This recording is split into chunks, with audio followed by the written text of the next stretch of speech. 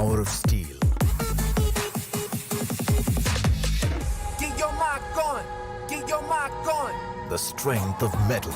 Get your mark on. Get your mark on. Go. Get your mark on.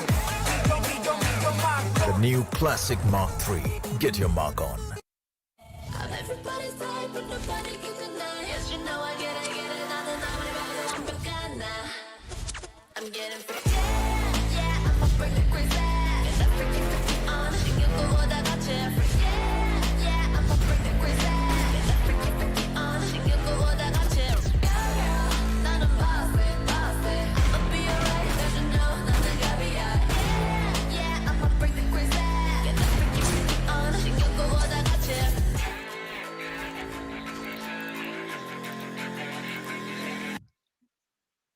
Welcome, ladies and gentlemen, to the Valorant Conquerors Championship brought to you by NODWIN Gaming, with Gillette as our grooming partner and Talk Esport as our digital publication partner. My name is Nikhil C. Bansali, and I'm here with Neeraj Nakro Sangle as we bring for you the grand finals of the Pakistan and Afghanistan Qualifier 2.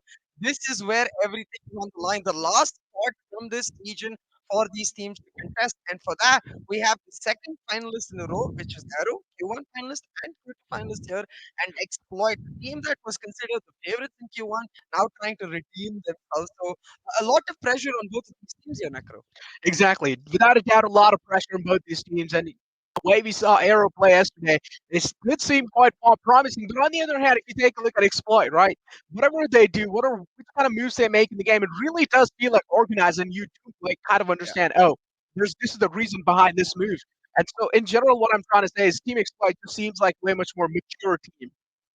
Absolutely. But let's have a look at what's on the line here in the moolah that these teams are fighting for. Of course, this is there for the main event. So to even get a shot at winning this part of this massive prize pool, which is $33,000, you're gonna have to win today. Then you go over to the main event, and then you need to try to make your mark. So first things first, in the qualifiers, these teams have to win. As you did mention, in the qualifiers, these teams will have to win, and then on the, well, you'll be able to kind of get your mark on even on that prize pool at the same time on that international stage and try and represent your country out there. But yeah, as you did mention, this is what it's on the line, and you've got to fight for your pride. You got to fight for the bragging rights, but at the same time, you got to fight for your country. So there's a lot of things online. But yeah, getting back to the convo that we were having. Now, there's just so much to talk about both these teams. But before that, let's just take a look at the overall schedule and let's just find out how things are looking like.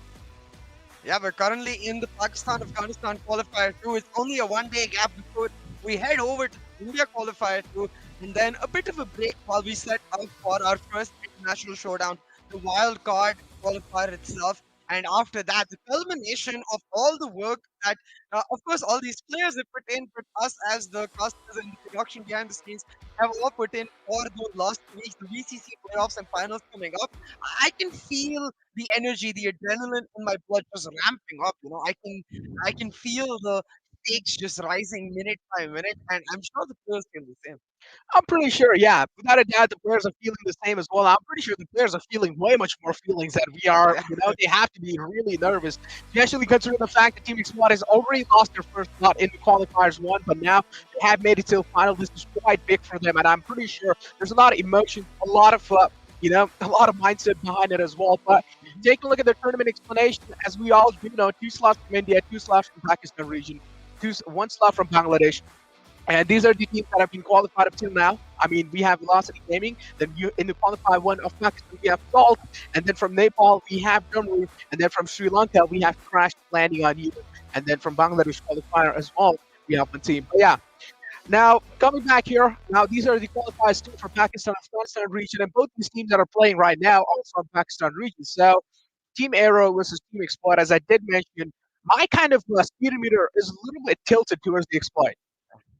Yeah, no doubt. I think I absolutely agree with you. But let's have a look at the journey these teams took to get here.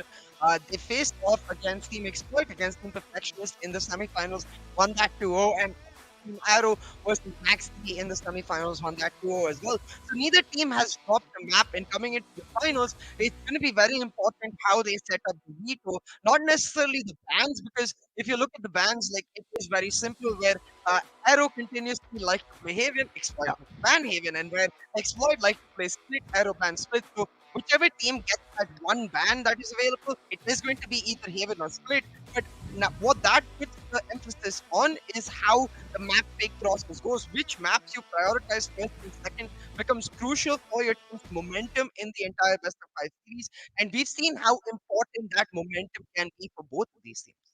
Exactly. I mean, momentum again. It is quite one of the most important things in the game as well. And until now, I wasn't really able to guess it, right? So I just kind of went with my predictions. I really just went with 3-2 exploit because why did I choose exploit? Because I feel like yesterday against Maxi, we didn't really get to test the limits of Team Arrow. Just like it happened in Yeah. the qualifiers one, we didn't really get to test their limits, and now Yeah. they're here to playing qualifiers too as well. But yeah, without a doubt, let's take a look at the Haiti desk as well. What do they have to say? And the audience as well. I'm excited to see what the Oh, predictions they have. And it's fan votes. The oh, audience gonna go with Arrow, and so is the Hindi test. Both Phoenix Shavads and Fixes going for all five maps with a 3-2 with Arrow. And you personally as well went for those five maps against Exia. I think I'm mhm, the sole person here who thinks he's yeah, not going to go the distance. I went for the 3-1 to exploit, but I'm excited to see. Like, we've seen the audience prove us wrong plenty of times. It's almost like they have the script in their bags, they know what's going to happen before it even starts. So maybe the audience is right here, but I agree. I think I have a gut feeling that exploit can go the distance because of the fact that they haven't really shown everything uh, on their screens, on their table itself. But taking a look at what we have on our screen, player comparison between Darky and Soulmate, the respective sentinel players for each other. I don't think the stats are as important as the impact, yeah, but you can see yeah. Darky definitely had a better semifinals than Soulmate. Yeah, without a doubt. I mean, we've seen Darky play Cypher as well in the past, and he's such a great kind of Cypher. He kind of does a real great job lurking around as well. So I feel like Darky, without a doubt, has to be best at what he does. On the other hand, Snowman kind of relies heavily with his team. He kind of sticks around with the team. But Darky's a man who isn't really afraid of making those solo plays happen, which is quite good in some scenarios. In some scenarios, it's kind of questionable. But yeah, again, now getting the combo back, as you did mention, you have went with 3-1. And I know why you did win with 3-1 because in the past they have faced against each other, and in that same competition, it was a Yeah. 3-1. Exactly. It was the Yeah, Jasba Pro Invitational number 7, where it was the same exact finals between Team yeah, Arrow and Team Exploit. Albeit they had different rosters. Like we saw yeah, Batsab in Arrow's roster, and we saw um, for Team Exploit not HSB in their roster. So it was still a different roster. yeah, So maybe things change up, but that was my idea. And the fact that with Veto, I expect yeah. Arrow to be more better in the map of Breeze. So I think the Mhm. one loss is potentially on Breeze, but if Breeze comes up early and Arrow actually lose that map, then I feel Yeah, like it will get become a very debilitating series for them in general. And look at this, we do have to yeah. veto as we expected. Exploit got the ban, they ban out Haven, which is Mhm. both a comfort as well as a target for Arrow Yeah. going right for the jugular. They pick Breeze as map one. As you did mention, now banning out Heaven is also a comfort. At the same time, it's kind of a target ban as well. So now the main kind of head's mindset behind it is that Arrow is really good on the map of Heaven. On the other hand, Yeah. Arrow, they got the first pick. They knew that Exploit is kind of shaky on the map of Breeze, so that's why they went on the map of Breeze as well. And now Exploit, I mean, things are looking quite tough. Things are looking quite Yeah. tough on the first map. Maybe they can fall down, but again, on the rescue map, I feel like I'm pretty confident. I mean, Exploit might just be able to pull it off.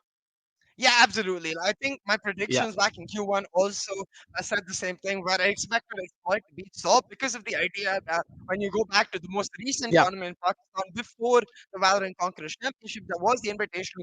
They were the winners, and widely in the community, they are regarded as, at the very least, top two teams in the yeah, region. So for them, it's not just about proving that, but it's about continuing that form and the community sentiment, like making sure establishing that hey, we were the top team. We're gonna try to become that once again. Because right now, that mark is held by Salt Eastwood, and I'm yeah, sure Exploit are hungry to prove them wrong. And to do that, you've got to get to this stage that Salt have already achieved, which is the VCC main event. I decided to double down today, but you can see the Hindi does. They decided to flip yeah. sides, turn tables, and fair enough, because I have to give props to Arrow. They've elevated their gameplay to another level. So I'm excited to see if they can match up against Exploit itself, because I do think they have way better a chance than they did in Q1 against Salt Esports, where it didn't look like the greatest form Arrow could potentially be in. Arrow in Q2 much greater than Arrow in Q1.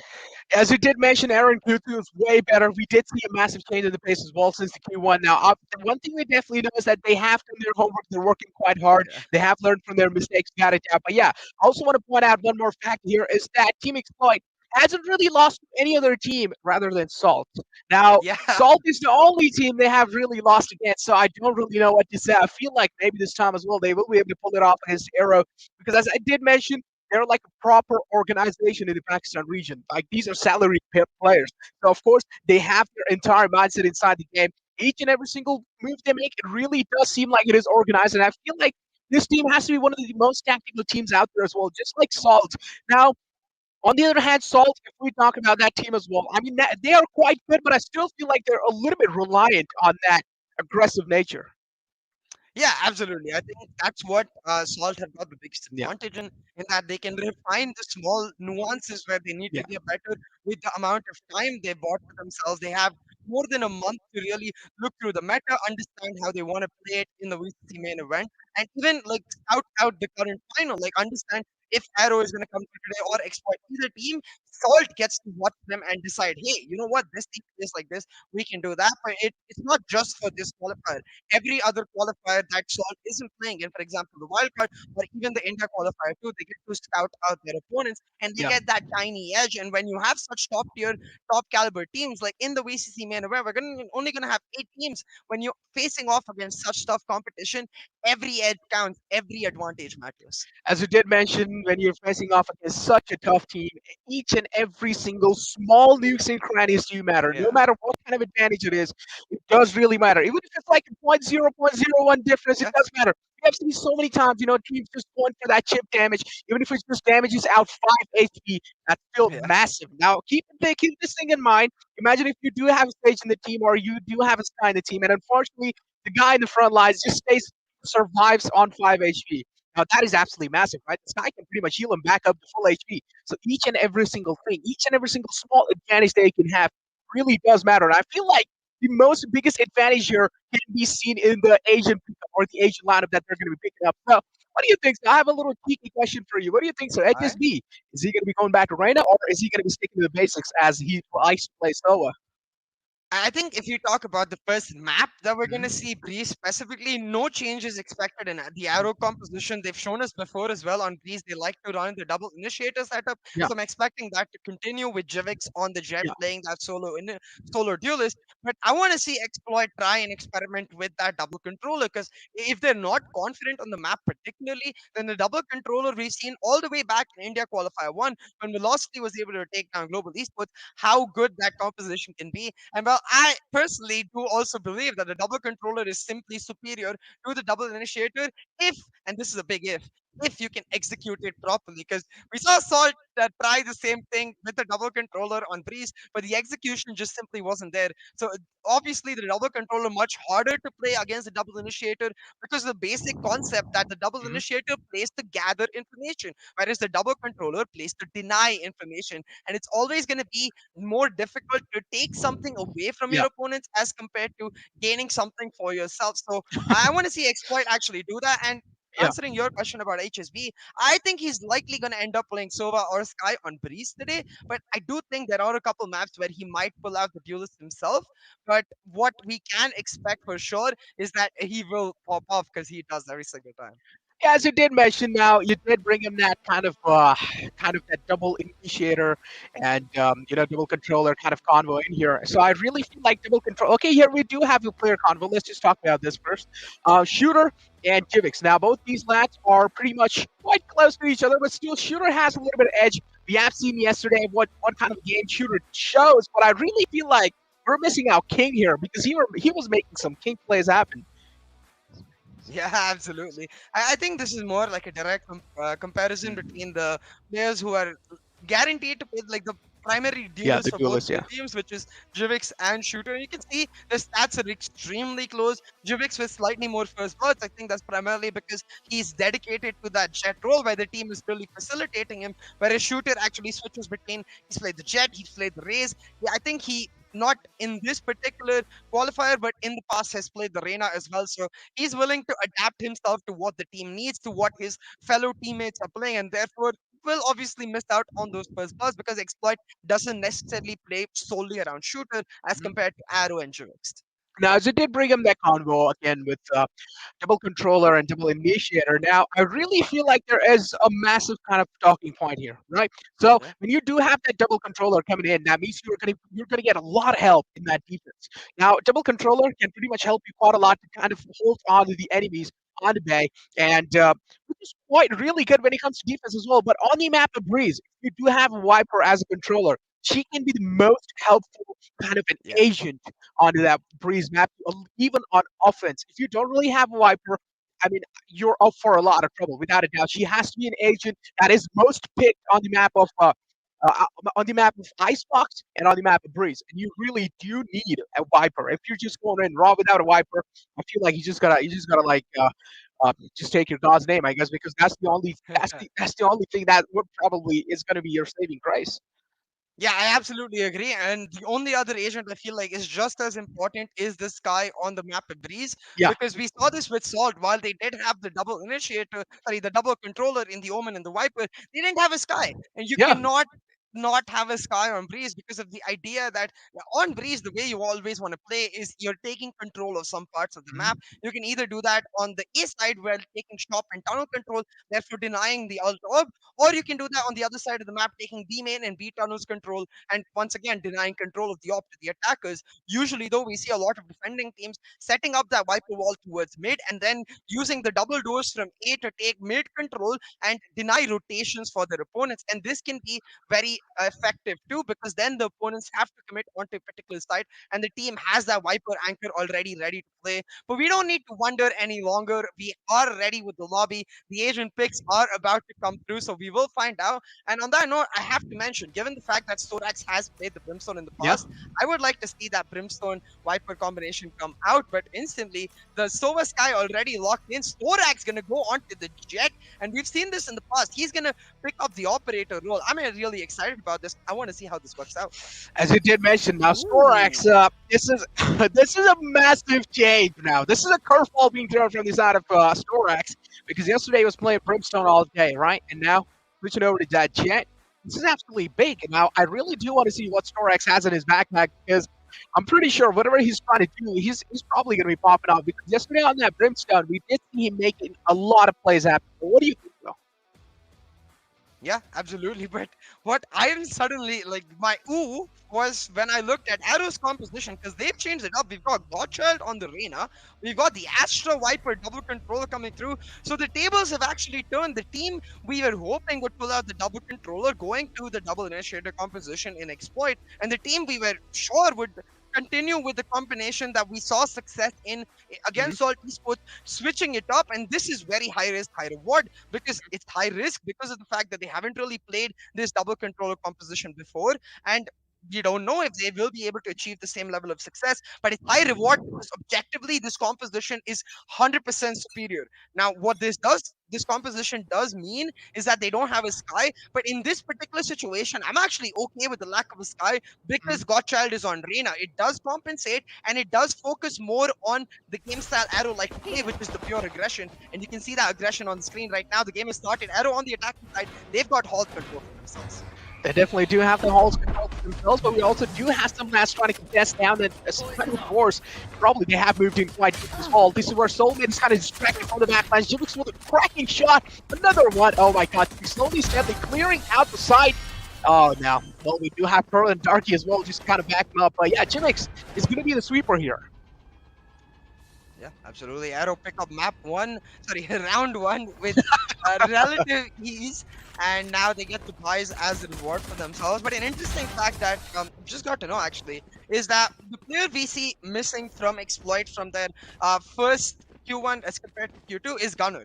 And Gunner is currently the coach of Arrow, so I feel like that might play a key role, understands his former team very, very well, and therefore will be able to help them sort of predict what they're likely going to do. But the same goes for Exploit. They know how Gunner thinks, so it's just a matter of which team gets the execution on point, because when they're in the finals, you expect both teams to be at that similar level. But once again, taking Holt's control with their Viper, they now prioritize this A main area, having taken shop and tunnels. Using the drone, they're gonna now try to push it on the side. I'm a little surprised that no one picked up the ult top. I guess they're just prioritizing the side, but they are gonna get punished. Thorax will find one. Lucky with an instant fade will find another to equalize the advantage. Shots going out all around, but it's HFD Oh my who God. equalizes it. So far, a bunch of damage done by Next Point. Oh! Ooh, crispy boy there, Proda. I mean, you do know this man. Proda has to be one of the best players out there, without a doubt. I mean, he's just so flexible. Even though he plays as Sova, he just plays it really well. He can also make an entry for your team at the same time. He's really good at supporting your teammates out as well. And look at that, a little bit of whiff moment from the side of Team Exploit, but it's fine. You know, sometimes classic, right click just doesn't really connect. And I've been in those situations. What about you, CA?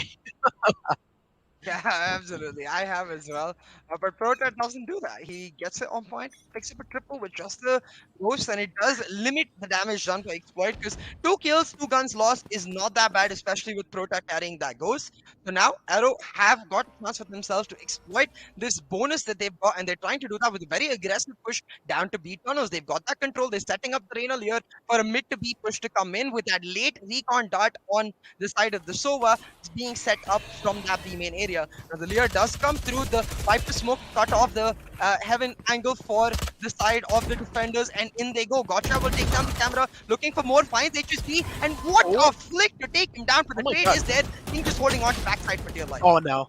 Oh no, the way God just challenged that fight, I didn't really One like it. It enemy kind of made me remaining. anxious. He was just Spike standing out in the down open and B. raw. This is where if Team Exploit does get this buy round in their hand, that means this also means that the morale of the match of Arrow will pretty much fall down by quite a lot. It's just now Pro that tried to fight back, but it seems like Soulmate is just a little bit more crispy this time. It's fine, Pro. You can probably make something happen in the next round. Now you also need to keep in mind that Arrow did not really kind of buy any guns in that previous round. That means Arrow still has a decent amount of money where they can go for light buy, which is what they're doing with Sheriff and a light armor. Yeah, absolutely. But for them, it will mean that they now lose a bit of momentum as because of especially Storax coming through so early on the rotate, able to back up King, make sure he doesn't get pressured too fast, maintain the fact that they, even though they lost 3 weapons, they are able to eliminate all of Arrow, deny them the flaunt, even so no, without that money, they're not able to get the first buys through and actually get the full value of the bonus. Now look at this. The early trailblazer from the side of Exploit gets the information that there's a multi-stack towards the shop, and what this especially should reveal to them is that there's likely a Hall's presence the way MSK has, but I think the X factor right now is the slow lurk from the side of Sova. This is not exactly an active lurker, this is more just trying to capture positional advantage so you can leverage that positional advantage for a rotate the way they are doing right now, then leaving the active lurker duty to MSK on that Astra. And this lurker duty going to be key because if the trapper plays down at Hall, when he takes down that trapper is very important when he grabs the pressure onto himself. Look at that. I really do like how Dark is holding all the way back. It's not really being corrected onto the side here as well. He's not really holding it directly inside. He's kind of letting them go inside. But this is what the Vandal King strategy is coming into play because Godchild is the only man who has Vandal in his hands. Spike And planted. pretty much he has a lot of responsibilities on his shoulder as well. If Godchild gets taken down, if the Vandal is retrieved by any other teammate, that's a good thing. If the Vandal's not, then I'm pretty sure things will just be falling apart just like that. Now, Godchild pretty much does need a fresh magazine here. He has 20 bullets, but yeah, he can work with it. It's fine. Oh, that great thing on his side. The Godchild will have to kind of pass the Vandal on to someone else. Jimmy's there as well in the front lines. Look at that MSK. But the Ghost making a lot of work happen. And this is what we like to see, right? Arrow slowly stepping up, kind of dominating the match of PE there. But oh no, straight up just walking into those crossfire and Godchild with that massive 3K. And it seems like, well, the Vandal King strategy worked out. Yeah, absolutely. And the fact is that MSK's lurk so damn important here, as I was talking about, right? The timing of when he takes down the trapper are key, because not only was he able to pick up the couple kills here, but he was also able to delay the retake for so long, because Exploit were continuously worried, hey, someone could come through from the side of walls because the trapper was broken, and because of that delay, their side player went down early, and they weren't able to aggress before those post-plant positions were picked up. Because they weren't able to aggress, it meant that even with the pistols, Arrow had good enough post-plant positions to find the battles against those long-range rifles and come out on top. And because of that, Arrow pick up a round that they're not supposed to. That Eco was looking at a very bad position, but hey, they pull it out nevertheless, showing the strength on their map. They pulled out a very different combination after picking this map first.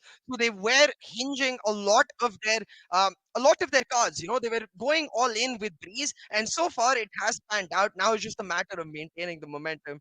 For now, I guess we are on a bit of a technical timeout. Someone, I believe, has AFK. I guess it's King. Oh, he's back. So I think we should be back ASAP.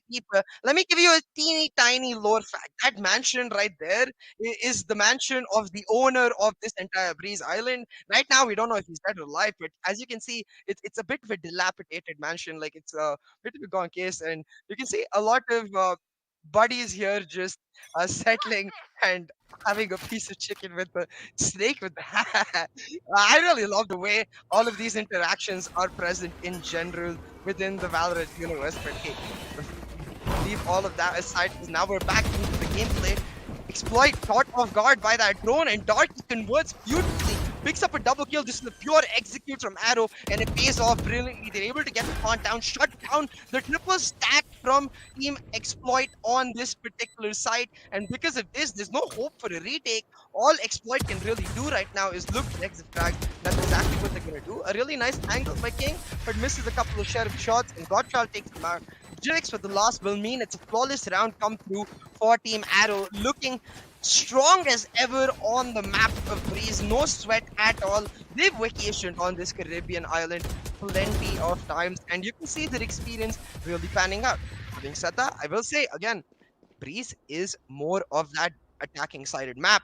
What is key about Breeze though is how your jet player is able to influence the map using her operator to try and circumvent a bit of the advantage the attackers get. And Storax right now on the pure glass cannon jet, he has utility for no shields. So it's going to be very important how he actually navigates this operator, because once again, they're going for the triple stack, leaving this over towards mid to either back up King if there's a mid B approach, or just get info from time to time of what is going on, because they're not taking mid control for themselves. And this is where it's really important to notice that the Viper wall hasn't been set up. Rather, the Viper smoke has been set up towards the A side just to lock it down. But the Viper wall, I guess, just being saved for the pure retake situation. So we'll see if they are able to actually get full usage of that, or Arrow, with their consistent A side Viper wall, are continuously able to cause a menace, because of the fact that they went for the execute in the last round. Exploit has to always be worried. Hey, will they go for an execute again? Hey, will they actually just look, or will they come through on the late rotations the way they are doing right now? Arrow with 4 ultimates, guiding light going out for the defenders, try and get the mid info. Doesn't actually Spike spot down A. 4 patience really coming through. Held that operator angle for the longest of time and was rewarded. One player down 30 in that seconds AK left. area will mean now Storax can just hold on to right. And you can see the Sova now rotating on be expecting a rotation to come through, but instead Godchild playing so damn slow. Really looking towards the east side of the CPs come out, and they will reveal Godchild's position as well. So he's got to be very careful. Storax is able to pick up another, and the time is running out for Arrow. 10 seconds. Exactly. left. The time's definitely running out for Arrow. They need to make something happen quickly, and yes, they do. A. Oh my god, what's going on? And finally, it does seem like, well, Team Exploit finally have gotten themselves on the board. I was missing for a little bit. There are a little bit of issues going on, but finally, hey, I'm back. I did miss quite a lot of action there. I do feel like it. 10 seconds This Team left. Exploit finally got themselves the second round that they One enemy needed remaining. desperately, which I'm quite happy because of that.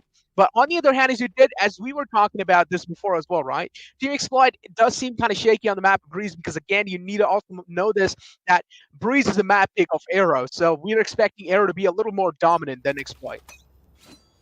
Yeah, absolutely. But I was talking about how important that operator can be to Yeah. sort of balance the stakes a little bit, for the Mhm. defenders, and Storax pulling out a 3K. Now he's repositioned himself into the elbow area, finds that first blood, and just dashes out clean. This fear of the operator now going to be all around the map with Team Arrow. They're going to have to be very careful about where they take the dry peaks, because right there, Arrow took a dry peak and they got heavily punished. No Sova. Yeah, they definitely did get kind of heavily punished there. A little unfortunate, gotta say that, but finally, look at that. Attackers all kind of heavily lean onto the B side. Clearly, the intentions are clear here, that they do want to make an entry inside. Again, these double duelists can be really damaging, especially if you do want to make an entry inside the side. You can pretty much just getting quick entries, especially with the random layers. You can just follow them back up. But this is a great out drone. This can also reveal a lot of things. They need to get inside the site as fast as possible, but the tag is coming through. That means the Jet needs to stay back. Only one duelist is inside, but look at this now. Viper's Pit inbound as well. That means the side control will be given up. They don't really have any other choice rather than just give it up. Look at this. HSV's position is still not compromised. Lining in those shot guards, making sure at least he's trying to deny that plan. But Storax, though, no one can stop this man. Look at that, another flash lining in. Still the spike hasn't been planted. He's getting denied over and over again. Nothing much can be done, but Tivix finally stepping up. He got himself that dude gets a 2-on-3 situation now. One guy's still all the way in the back lines. Now they need to find MSK, and yes, they do. MSK being shut down by King. And wow, that's a great way to kind of shut down a team there. If I'm not mistaken, Storax just got a blind kill with the operator shot into the Viper's Pit. Storax is nuts. But in general, the approach from Exploit so patient. If you notice when the Viper's Pit went down, the backside tripwire that the Cypher and King had was still maintained. Because of that tripwire, they get so much information because they are still maintaining that mid tunnels and the defender side on connected control. Since they have control of the tunnels and spawn, and they have a tripwire that denies entry into backside, they know that all of them are grouped into a tiny area. And even though the shock darts from HSB don't do a lot of damage, what it does do is it continuously displaces them, forces them to come back into a spot where they have to try and change their plan spot again and again. And in between all this, the spam working out beautifully, King himself like venturing into the Viper's Pit, able to get a kill, and the Neural Theft getting so much information. Team Exploit doing very well to hold on to their push. Their Cypher Anchor playing beautifully, and Storax on the Jet. He doesn't normally play the duelist, but he only does when they need that primary operator to come through for the team. And you can see his strength on that operator just glaring. Back-to-back rounds picked up for Exploit. They have the momentum on their side. They do have the momentum on their side. It's 3-4 is the scoreline again. Now, Arrow do have a little bit of edge over the opponent, so this is quite great. But again, I gotta say that this was a map being made by the lads of Arrow, so you do expect them to be a little bit more dominant. Look at Storax again being a little too aggressive onto that A side. Maybe if he does manage to find himself that kill, guys lurking around, that can be absolutely massive. If you get rid of the lurker early off in the game, this can absolutely be massive. Look at that, King being tagged. Unfortunately, he got blinded as well. That was a great leer from the Reyna. Look at Jivix is down low. If you already do have a man like Jivix down low, that can be a little bit more damaging for your team, and you also got to realize that flashes being inbound from both sides. The Sky, of course, revealing a lot of info that this might just be a really massive, because Soulmate's still in the back lines. He doesn't really want to risk his life there. But oh no, he knew where the outroad came out from.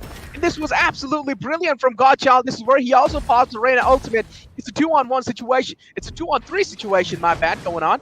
Spike still hasn't been planted. 50 seconds left in the clock. They do have a decent amount of time. They can actually buy as much as they want. Look at Storax finally inbound with that operator. Peeks out. Unfortunately, Godchild, that's the wrong man to peek out into someone's crosshair. And this is where Storax is not going to be missing that shot. Blaze being active. Now, it does seem like it's pretty clear. That's a fake dash from his side. Oh, to wait out Jivix. Yes, to make any kind of desperate moves after. Jivix did seem like he kind of stepped down, but that was a great shot. On his Storax. Oh my, look, now this is what I'm really talking about, right? In such kind of moments, I feel like Bladestorm really isn't that effective, especially when you do know that opponent is kind of down low. Maybe you should not pop that Bladestorm and like keep it saved for the upcoming rounds. What do you think, so? I mean, I have to just give props to Prota for the entire round. Don't get me wrong, Godchild himself did really well to take down HSB, but Prota taking down Darky was that first big impact kill, because Darky was ready with the lineup to try and, Soulmate was ready with the lineup to try and deny the plan. So the fact that Prota took down Soulmate, then that first the plans couldn't go down. Then after the plan did go down, Prota went on a full wrap from mid tunnels, able to surprise the heck out of Team Exploit, because without Prota, the 2v1 with the other player on such low HP would have been very difficult to do this. That's only getting tagged up and going, trying to jiggle for dear life, able to dodge out all the rays from the Hunter's Fury Pit, had to leave his Viper's Pit, and that will mean it will go down. They need to re-aggress, pass back into this, otherwise they're not going to do that. Instead, trying to hold on to their life. Hunter's Fury from the HSB coming out, tags on Jivix really low, but not even Oh my god. Doesn't matter though, because the backup is there. Jivix and Godchild, the duelist taken down. They're gonna have to rely purely on this muscle, right? For entire life, this I feel like that cosmic divide was a little too late. And look at that throwdown. Oh no! The cosmic divide is a saving grace. What's going on? Ring around the roses, but finally they do find themselves. And wow, the final man just gets strike down. But yeah, I feel like the cosmic divide could have been used a little bit more early to at least keep the team safe, especially if you do know that operators inbound on the enemy side, especially if you do know A side is kind of really like long range side, right? And you don't really want that operator coming to prime, and this is what exactly happened. I mean, Storex was feeling himself. He was hitting those shots, and especially if you do know that man like Storex is yielding an operator, I feel like you should have utilized that cosmic divide really early, at least if you wanted to keep your team alive. Or maybe you could have approached the side a little bit too late. Get out of my way. I 100% agree. I feel like the Cosmic Divide did need to come down as soon as the call. Once they've got the wide perspective control and push Soulmate out of that area, you need to put that Cosmic Divide down so you can take the rest of the side. But once again, Arrow defaulting back to his exit. Oh my god. They're just getting punished. The Seekers from Shooter to two. The Seekers from the side of Arrow do tag out Shooter, but Shooter too good. Still managed to find a kill. MSK with the trade will slow things down, but look at this. King is so damn aggressive. Knows that this execute is going to happen because of the last round. He's on a huge lurk right now, and if Arrow do not push in and commit to this side, their round will collapse right around them. Look at Soulmate's position as well. I mean, no one's going to be expecting him to be there. It's a 4-on-3 situation. Look, I mean, he does seem kind of even, but the side is still under control of the lads of Team Exploit. Now, they don't really know one thing is that have they rotated completely off? They haven't, because the spike is still under contestation, and this is absolutely massive. Now, all they need to do, all Team Exploit needs to make sure is check their flanks. But, I mean, we're the only one who do know that all three are in the front lines, but they don't. That means they need to be a little aware of their flank as well, and this is what they're exactly doing. There needs to be one lad as well who's watching the metal doors. That's a great pull to pull out any of the... to pull out Storax, but wasn't really able to do that successfully. Storax, though, look at this man. If this man stays alive for a longer time, he can make a lot of things happen, and yep, HSB there as well to kind of convert those info into kills. And what do you expect? A man like HSB, just a fantastic solo in general. You need one player on the lurk area. You cannot keep committing so hard to an execute, especially with a double control opposition that hasn't got Sky. They don't have that Sky to force them through. So as soon as Godchild goes down, their actual potential of entry into the site just rapidly disappears. That's why they need that lurker, because with that lurker they can leverage his position to go on the rotate. Without that, 5-5 on the board right now, and this is a very favorable position for Team Exploit on the defensive side, especially with the double initiating composition that only gets stronger on the attack. If they're able to maintain this momentum, they might cause an upset on the very first map of this specifier, the map picked up by Team Arrow themselves. Arrow trying to switch something up, understanding that the A executes are not working. They're going to try to take mid control, but the defaults for Exploit themselves have changed. They're playing a 2-1-2 setup with the Viper and Sky on that pure stall. Storax playing the anchor on the operator, and the Sova HSP playing that A-heaven angle, just trying to get as much info as he can. He's denied a lot of presence from Arrow already, picked up a lot of utility, and now with the back, they're going to pick up this all the way through. As you did mention, now with the backup of the team, they're going to be picking up the kills all the way through. They already have found themselves that opening they were looking for, but Storax is just a wall. He's a mountain. He's not letting anyone pass away. And look at that. He also finds another dig onto Godchild there, but fortunately Godchild is able to take him off the game. But, hey, I mean, he's just making a lot of work happen single-handedly, and he needs to be stopped right now. If Storax just keep on going, I feel like it's going to be a tough time for the lads of Arrow. Yeah, absolutely. Storax right now is just up, well up. So good on the operator. Like, we rarely get to see this. I talked about this a lot too, especially when you're playing the double initiator. The operator player has so much more pressure on him to find that anchor role to perfection. And Storax has been able to do that across the map. We've seen him pull out multi-kills. We've seen him pull out multi-kills from the heaven area like we did just now. But we've also seen him go towards the east side, play the anchor, backup king. So right now, Arrow just have guessing where he could potentially be, and instead of that, they're gonna go back to what has come to them. We saw this in the piston, aggressive all push, but they are all stacked up, and HSB with the spam is able to do a ton of damage. Octa doesn't land, but it displaces Godchild into a very bad position. They're trying to get the door open and move in from halls, but Godchild already ready. He's on will to the side, and because of this, one kill, going for the double dip, just get taken down. Dolphy and MSK, the controller's doing well, but Shooter will avenge the death of his mate and take out MSK as well. Now a 2v2 situation, the Seekers online, and all the info for Exploit. Yeah. This is absolutely massive. Now the Secrets have revealed both their positions. This means now, I mean, this guy definitely does have a lot of info on the Lanzavero. This is where they're also backing off onto the B side. Now, pretty much he does realize that. That's why he's also moving out in the mid, but he needs to be a little cautious. He needs to make sure that at least there's no one lurking around. And this is what he's exactly doing, right? Shooter still has no clue what exactly is happening. This is where the spike has been planted.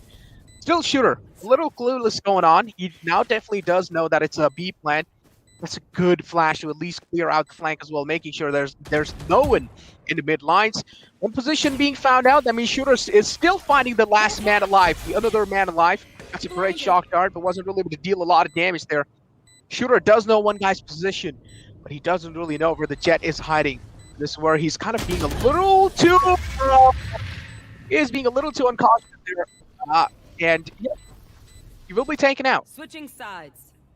That round was crucial for Arrow to go off on a 7-5. It does become almost impossible, especially without a Sky, to play a particular way on the defense, because with the Sky you can at least play anchor and retake setups on opposite sides, but without the Sky you're relying heavily on your team ability to just deny the entry when it happens, which means everything is on the line on a tiny moment, and you don't want to put that much pressure in a particular area, because the opponent team as well has players like Thorax and Shooter who are popping off, and they will pull back rounds for themselves.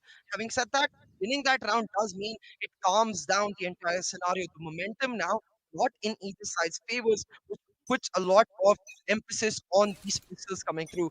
Instantly is what we expected from Arrow. I love that Viper wall, taking mid control and allowing Godchild to get real aggressive using that Viper wall. He's got B elbow control for himself, and that's a ton of information he gets, because now he can position himself there and even dodge out the trap by going through from the window and come through on a big Oh my look. god. But instead he actually starts up in halls and Proto just precise with this Oh my, why? Why would you challenge him, especially when you do know that you've already been dinked at just B? Maybe you just want to back off a little bit too big of an ego, gotta say that. Yeah. Finally, I mean, Team Exploit, at least they have found themselves that opening kind of right there. They're trying their best to fight back. What, King? Oh, King making some King plays happen again. He's going to be that saving grace for the team without a doubt. And just with that 2K, it has gotten them that man advantage as well. Now, it all just depends on if King keeps his position a little uncompromised. Look at those shock darts. They're getting too close to King, and yes! Look at Proda. He's feeling himself. He has his lineup going on as well, but now it's a 2-on-1 situation. Darky knows one guy's position. Shooter's position can be pretty much compromised as well, because he's sitting on a common angle, which is not really, which you do expect not really to be contested. And yes, a double peek coming in through. This is where Darky gets a little confused. Who to peek, who to kill, and who to not shoot. And this is where Darky will be taking out the game as well. But yeah, already starting in the second half on a good note. Even though Proda was feeling himself really good, he got himself that 2 opening kills, and still Storax and King managing to pull it off. This is absolutely massive. Yeah, Protas is so good on these pistols. That's precise with the Ghost and precise with the shot darts as well. But Storax and Exploit, they come out on top. Really important by Storax to get that elbow push in and deny the presence from Godchild, able to get him completely off guard, lead to those beat tunnels, and because of that, enable his team to push through onto the side, picking up a triple for himself. He gets it down, and now with Vice coming through, only Storax on the stage, which makes me believe that even though it might not come out very early, there is a possibility of the attacking operator on Storax for them. The spike will get planted. The soulmate on the backside already getting 1 kill, and the post pass are so good for Exploit right now. They've got full backside and B for themselves, and they've got the shooter on the side wrapping around from the elbow to mid tunnels. Look at this. One Godchild enemy very close, remaining. trying to go for the peaks. He's gonna get taken down by shooter, leaving MSK last man standing, and that wrap that I was talking about really coming up strong for Exploit. They pick up back rounds. They only lose 1 player, and given the fact that Storax was primarily on that One frenzy, enemy remaining. it means that they don't actually lose any money, they don't actually lose any weapons, and because of that, at this point, like, look at this, in general, Exploit just starting to look a lot stronger, and this is scary. This is real scary for the side of Arrow. This is their map pick. They need to translate this map, because once they lose this, the next map is split, and we know how damn strong Exploit are on split. So now Arrow, this high round is on the line. lose a ton of momentum because this is a pure bonus for Arrow. Even Storax has only continued with the frenzy, so he has more than enough money to pull out 2 buys for his team in the next round, or even pull out an operator for himself. You can see Exploit trying to get the push in through, but Godchild so aggressive, taking mid control. He's on one kill, loses a couple of players, moving through west, finds the third, and the collateral is secured. Godchild now looking for more, will get taken down, but it doesn't matter. He's done the damage, and HSB in an impossible position, still manages to find the third. 1v2, can he pull it off? He can definitely pull it off without a doubt. Look at that attack coming in through as well. This is where Protoss position being revealed, but oh no, he's getting spammed through the boxes. Nothing much can be done. He does have recon dart. That means that can be saving grace without a doubt, but the recon dart to counter his recon dart, this can be absolutely awesome, massive. I feel like at this point, he's just being pinned behind these little 2 boxes and backing off and maybe getting himself or repositioning himself could be a little better of a choice, but hey, HSB did not really expect Darker to get real up close and personal, and yes, he does, and pretty much seals the deal on the lads of Team Exploit. Now, Team Exploit do seem kind of shaky here because Team Arrow has finally stopped that momentum going in forward, and that was an incredible 3K. All 3 of them decided to drop down from those vents, and I don't really know why they did that. Do you have any kind of clue why they did that?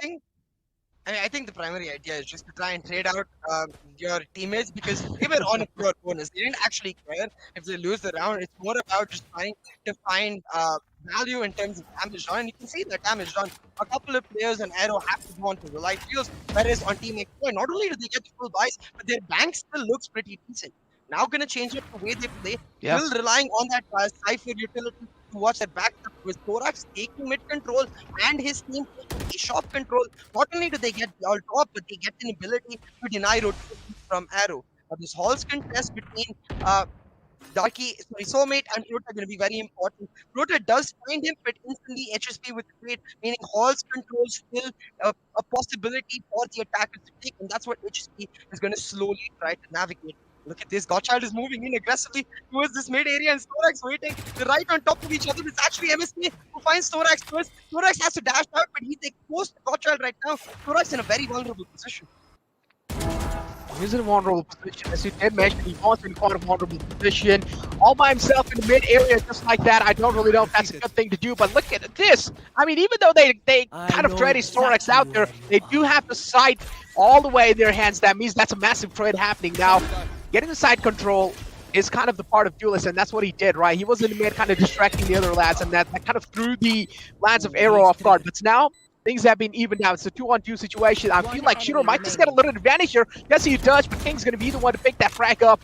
But look at Shooter. He's still challenging that fight. I feel like double peeking that angle could be the best play you can possibly make. But hey, it doesn't really matter. If a man like King is there standing tall, with his chest out, I mean, this is what you expect him to do, right? Pretty much just shine in and outshine the opponents. This is what he's been doing since yesterday. He has been feeling himself each and every single moment of the game. And, I mean, hey, finally it does seem like the King's back. Yeah, absolutely. I really like the way, especially that they're jiggling around the pyramid, understanding that all you really need to do is play for time and deny his from the whole site as long as possible. Even if they hadn't picked up those skills, the time would have been more than enough. But since they do, it's an easy round translated for Exploit and the eco broken for Arrow. They're gonna go for just missiles in this round, but Exploit go for a full execute. They put that spike onto the hands of Thorax. He's dashed in and he's already gonna get a point. Exploit now gonna have to play an easy exploit with the side of Arrow on pistols on the retake. This is almost impossible. As you did mention, this does seem quite almost impossible there. Shooter now already opening the fray up. This might just give lads of Team Exploit a little advantage inside this moment. You also need to understand that this was quite an aggressive push being committed by the lads of Arrow. They're getting slowly and steadily. They're getting completely destroyed. They're getting obliterated because this was an eco round. They were being forced on an eco. They didn't really have any other choice. And look at this. Well, Godchild will be pretty much cleaned out as well. That's going to be it. Team Exploit getting another round in their hands. Now, this is where they kind of had a mentality going in that, okay, this is just an eco, maybe just go for a rush and hope for the best. And, well, it doesn't really seem like the best happened here. Yeah, definitely. You can see that for Exploit having won this round, they've got double digits and they've got all of their ultimates online, which means a wealth of options on their table. They can once again go for the execute that they were so damn good in with the with the fact that we saw the same thing in the semifinals itself. Those executes were they're perfectly coordinated, understanding each other's roles and able to clear out angles in consecutive fashion, making them scary as hell. But now look at this, all five stacked up. Only a single trapper right behind them, which reveals their intention that they're going to use these sneakers to just hard execute on the side. Once again, the spike on Thorax, but Arrow with spam dodging this one. Shooter still pushing through, using his Oh my god. sneakers to get not just one but two kills now. And Thorax able to get the plant down. They've got backside control. The trappers make sure they're not going to get behind. And Arrow just can't retake because all they've got is a Sova, but maybe the Cosmic Divide can buy them. Yeah, definitely. The Cosmic Divide can, without a doubt, just buy them some space, and also they can utilize the Hunter's Fury to deal the maximum amount of damage. But I really do feel like committing for utilities in such kind of a moment wouldn't really be a good choice. Look at this. That was a great recon, but again, King striking in at the right moment when his team needs him the most. What's going on? King, I feel like he's being the single-handed success behind the entire team as Team Exploit, and he's just single-handedly kind of doing a great job in the team. Whoa, that was a great shot by Darky, though. Yeah, I mean, King's just like, hey guys, just get me into the real comfortable role I was playing on the defense, playing defense on that P backside area. Once I get the point down, I'm just going to do that again. And there ain't no way they are pushing me in. I will hold on to real life. And he's able to do that time and time again. Within a blink of an eye, Floyd's attack has been so quick, so precise, but they're now at 11-7. Once again, Arrow in an impossible position. I wish they'd gone for the force, but they've gone for the pure eco, electing instead, or if they lose the round, play on just pure overtime combat, and Exploit doesn't look like they're going to let that happen. A mid-to-A push happening, but MSK is so good, finds the double and drops back with another. Can Arrow pull out a 3 to 1v4 for Soulmate? Yeah, they can definitely pull out a Thrifty without a doubt. The way they've hit those shots, oh my god, and just in that mid arrow, you guys just showed the lads of Team Exploit their place there. You pretty much brought them down to their knees. I mean, Team Exploit was definitely feeling themselves, but Arrow was like, okay, not anymore, bud. I do realize that your confidence is going a little bit to the cloud now, and we got to bring it down to cloud 1, and this is what exactly happened. They are now down on the ground, and Team Exploit is on that receiving end. They're taking quite a lot of damage, and at the same time, Arrow have retrieved themselves those free guns. And this is absolutely incredible. Look at this. I mean, nothing much can be done. Godchild with a 3K. And just, this was, those shots, those sheriff shots in the mid was absolutely mesmerizing to watch. Yeah. Arrow Look when at their this. backs are against the wall. Oh my MSK god. and Godchild really stepped up. MSK picking up that cover, allowing Godchild to come back from the swing. He not only finds Shooter, but then readjusting himself to take down HSD and stay with a little bit of a movement there. But at the end of the day, what that means is that Arrow pick up the round and they stabilize themselves, they stabilize their economy, they stabilize their momentum. But this next round going to be very key because you see they've got a bunch of money in the bag because they've been able to pick up weapons, but they still don't have enough to actually safely go for the operator buy. So if they're able to win this round, they can get the operator buy in the next. And we've seen how good Jets can be on that operator, especially since he's such a good map for those Jet operator players.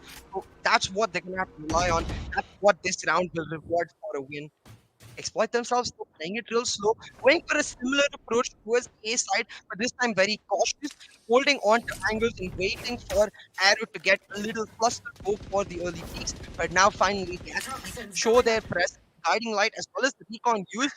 With that, having going for the full rotate, they're able to get out. What? Shooter? What was that adjust?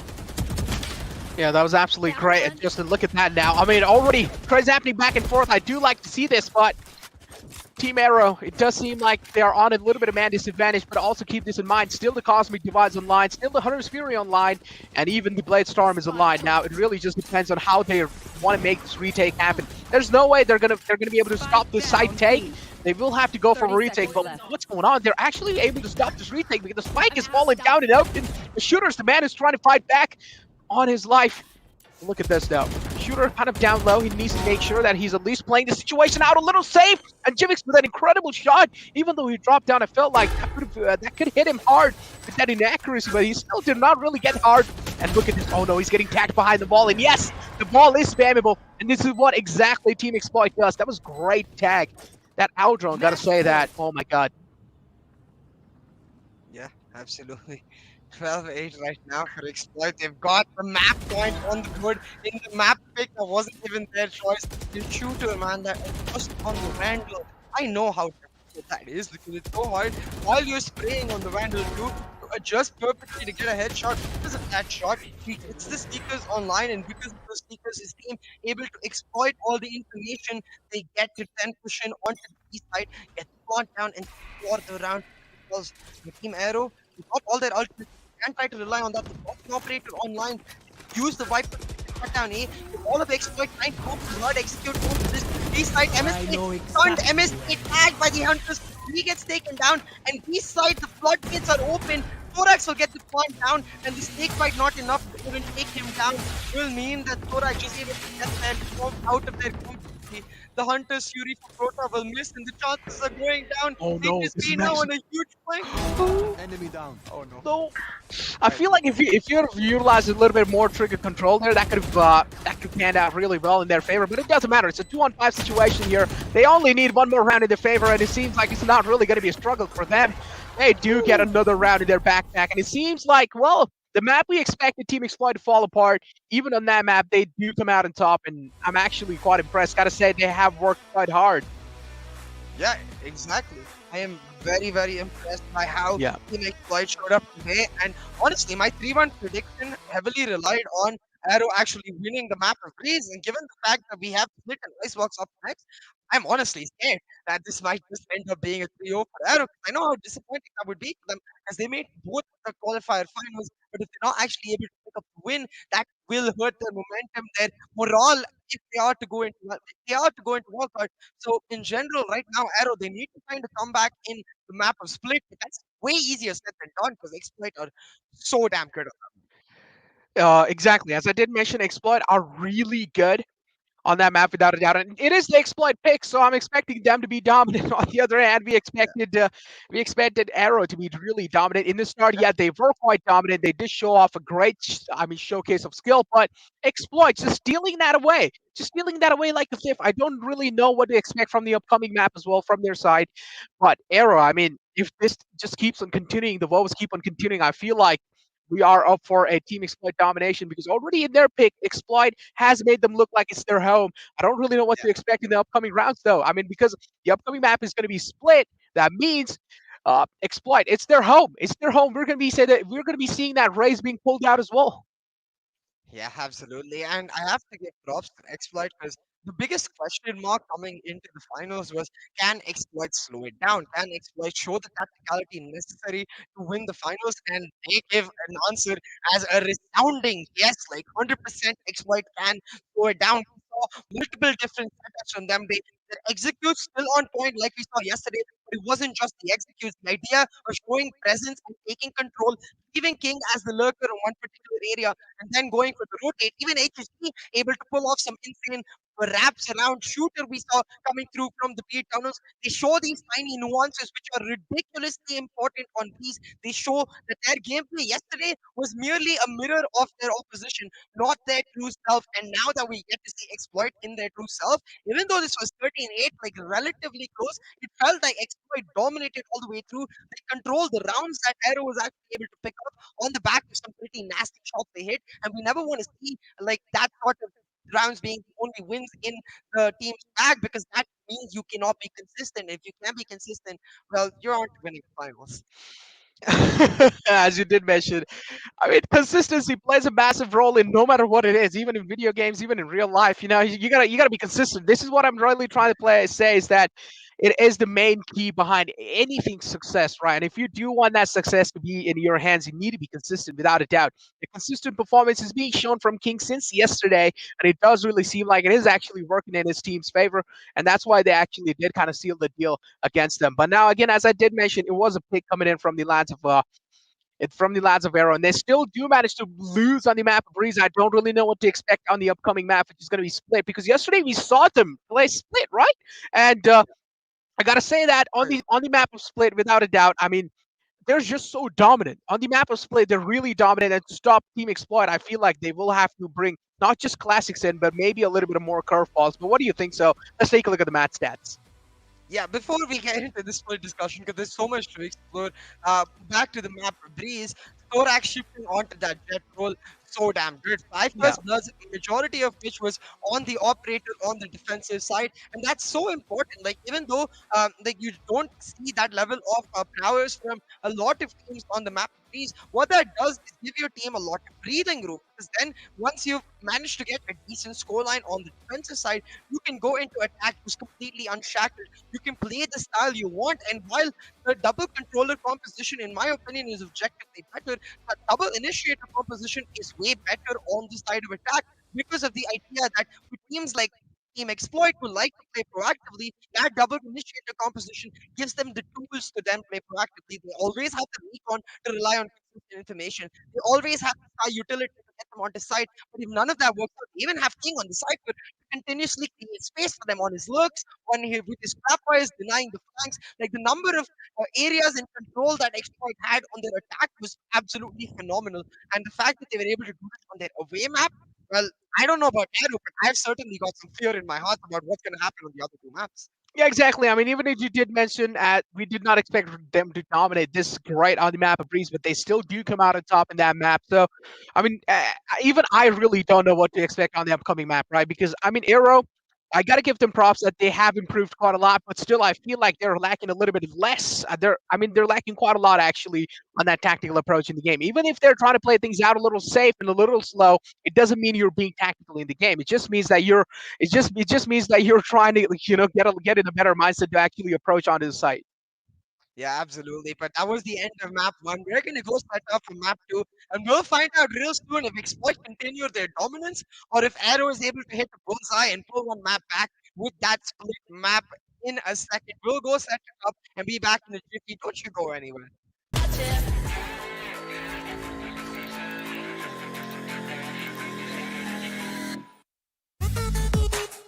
The power of steel.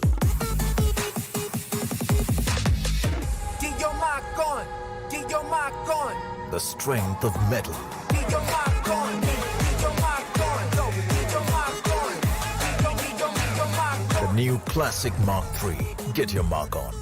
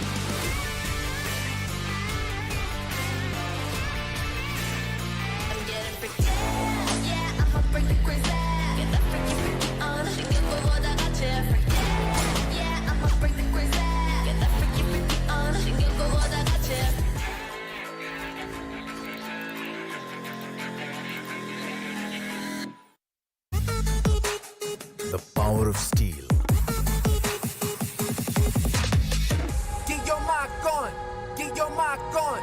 The strength of metal. Leave your mark on. Leave your mark on. Go. Leave your mark on. Leave your mark on. The new Classic Mark III. Get your mark on. Welcome, ladies and gentlemen, to the Valorant Conquerors Championship, brought to you by NODWIN Gaming, with Gillette as our grooming partner and Talk Esport as our digital publication partner.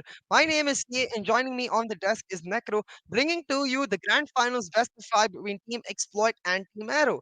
Now, first map was Breeze, which was Arrow's pick, but Exploit dominated them. So going into split, Necro, what I want to primarily ask you is, do you think Arrow have the right mentality to just reset themselves? Yes, they do. Without a doubt, they definitely do have the right mentality. But here we have a funny question. I do have a funny question here. Yeah. Is that are Team Exploit going to let them reset their mentality, though? Even from the first Ooh. round, imagine if they start off with a banger. No matter how much meditation you do, no matter what you do, the silence is going to break off, without a doubt. No matter how much you try to kind of reset your mindset, no matter what you try to do, even if you have a team like Exploit in the front lines and they start off with a banger, even with the first round, I feel like your mental reset isn't really going to work. And talking about a banger, we see the KO locked in on both sides. This is what I was expecting from HSB. As you can clearly see, Necro is ecstatic, and so am I. Jivik's going to pull out the KO. I'm really interested about that. But taking a look at the compositions, it's likely going to be mirrors on both of the sides. The Brimstone locked in already. I expect Soulmate to be picking up that Killjoy, which means both of the teams playing this exact same composition. And on that, we do have to talk about, I have to explain, this KO works very differently from the Breach of the Sky, where the Breach in the Sky is that out-and-out initiator that actually continuously gives value in your ability to approach. KO is not that. What KO does give you is an ability to change depending on what the other team is playing, to react. And on that, I do find Exploit to be better, because my biggest concern with the way Arrow played on Breeze, Necro, was the fact that once their primary defaults were broken, it didn't look like they had anything else in their playbook. They have pulled out the KO now, but if their primary defaults are broken again, the question remains, do they have something else in their playbook? As I did mention, the question does remain, do they have anything else in their playbook? Now, again, we're expecting that kind of curveball being made, and we're expecting a little bit of mystery coming out from their, rolling out from their sleeve. That kind of a secret card being rolled out, but yeah, is that really going to be happening? That's the massive question that we all are wondering, and I'm asking for myself, is that really going to be happening? Because here we do see that KO kind of being pulled out. That is a little bit of a mysterious card being pulled out, but you can also do see Team Exploit with the KO. And it's going to be HSP. We have this man play KO in the past. He does now. Soa isn't really that great on the map of Split, and this is where KO kind of tries to fill in the role on the map of Split of Soa. Yeah, absolutely. KO gives that information, has the flashes, but they're not the flashes the way the Breach and Sky give for the team. They're more to just sort of set yourselves up or go for the pop peak with the team. But look at this right now. The boost wall going to come through as Team Exploit look to go back onto this A side. Prota is ready. He's just jiggling, trying to get some information. But the minute Sporak sets up the smokes, in they go with the wall boosted up. The site is completely free. Prota did not check on time. Unfortunately, Soulmate is left behind. So we'll have to just wait for the wall to go down, but the turret will give him some information of Prota's position, and with that he can continue to be a nuisance. Now Prota, he needs to wait for his team before getting into sight on the retake. Exactly, he needs to wait for his team there. And look at King, though. I mean, as long as they don't really hard clear King's angle, he might just be a little safe there. But he does hear a lot of ruckus being caused even on the heaven side. Now, King will have to make some King plays happen. He does get himself the one kill, and now he has yielded a frenzy in the hands. Oh no, he did miss the initial shots. This is where a lot of damage is being dealt onto him. But oh my god, King again coming out on top. Got 3K in his hands. And, well, a great play coming out from his side. Yeah, absolutely. You can see that boost was just perfect for Arrow Super on the retake. Able to push in. Exploit held in very well though. And at the end of the day, because of that push, it meant that it came down to a 1v1 and King just playing it to perfection. We've talked about this player so much. We've talked about the impact he creates, the versatility he has. Played the Cypher on Breeze, now playing the Sage on this map. He even plays the Raze on Bind. So the versatility the player has is phenomenal. But the fact that he has this while continuously maintaining his stats even better. Once again, again going for these executes that you could say Exploit have really sort of established themselves as ridiculously strong at. They take out Prota instantly, and now with the sticky grenade, the fragment denying that entry into side, they're able to hold on for dear life. They don't even care that they're suppressed because with the better weapons, they're like, okay, sure, come take it. Oh, yeah. Exactly, but look at that. One kill already being found, the second one following it up as well. I mean, Arrow is down on an eco round, so we do expect Arrow to kind of dominate their way through. But look at the shots coming out from Soulmate. He gets himself those 2 kills as well, and he has a flawless round coming in. Pretty much expected this to happen. And Team Exploit, I mean, off to a great start. As I did mention, it doesn't really matter even if you do get enough time to kind of reset your mindset. But if a team like Team Exploit starts the day off on a good note, I feel like it isn't really going to work no matter what you do. Yeah, exactly. Yeah, it's like you're Arrow trying to meditate, like slap, slap, and continuously Exploit just slapping them left, right, and center. They've got a bonus for themselves now, and they can just look to further damage not only Arrow's momentum but their economy in the process. Gonna change up their defaults. They put that fear into mind with that A push. So now you can see the Raze has to go over to that side, and instead Exploit going to play for the B side execute.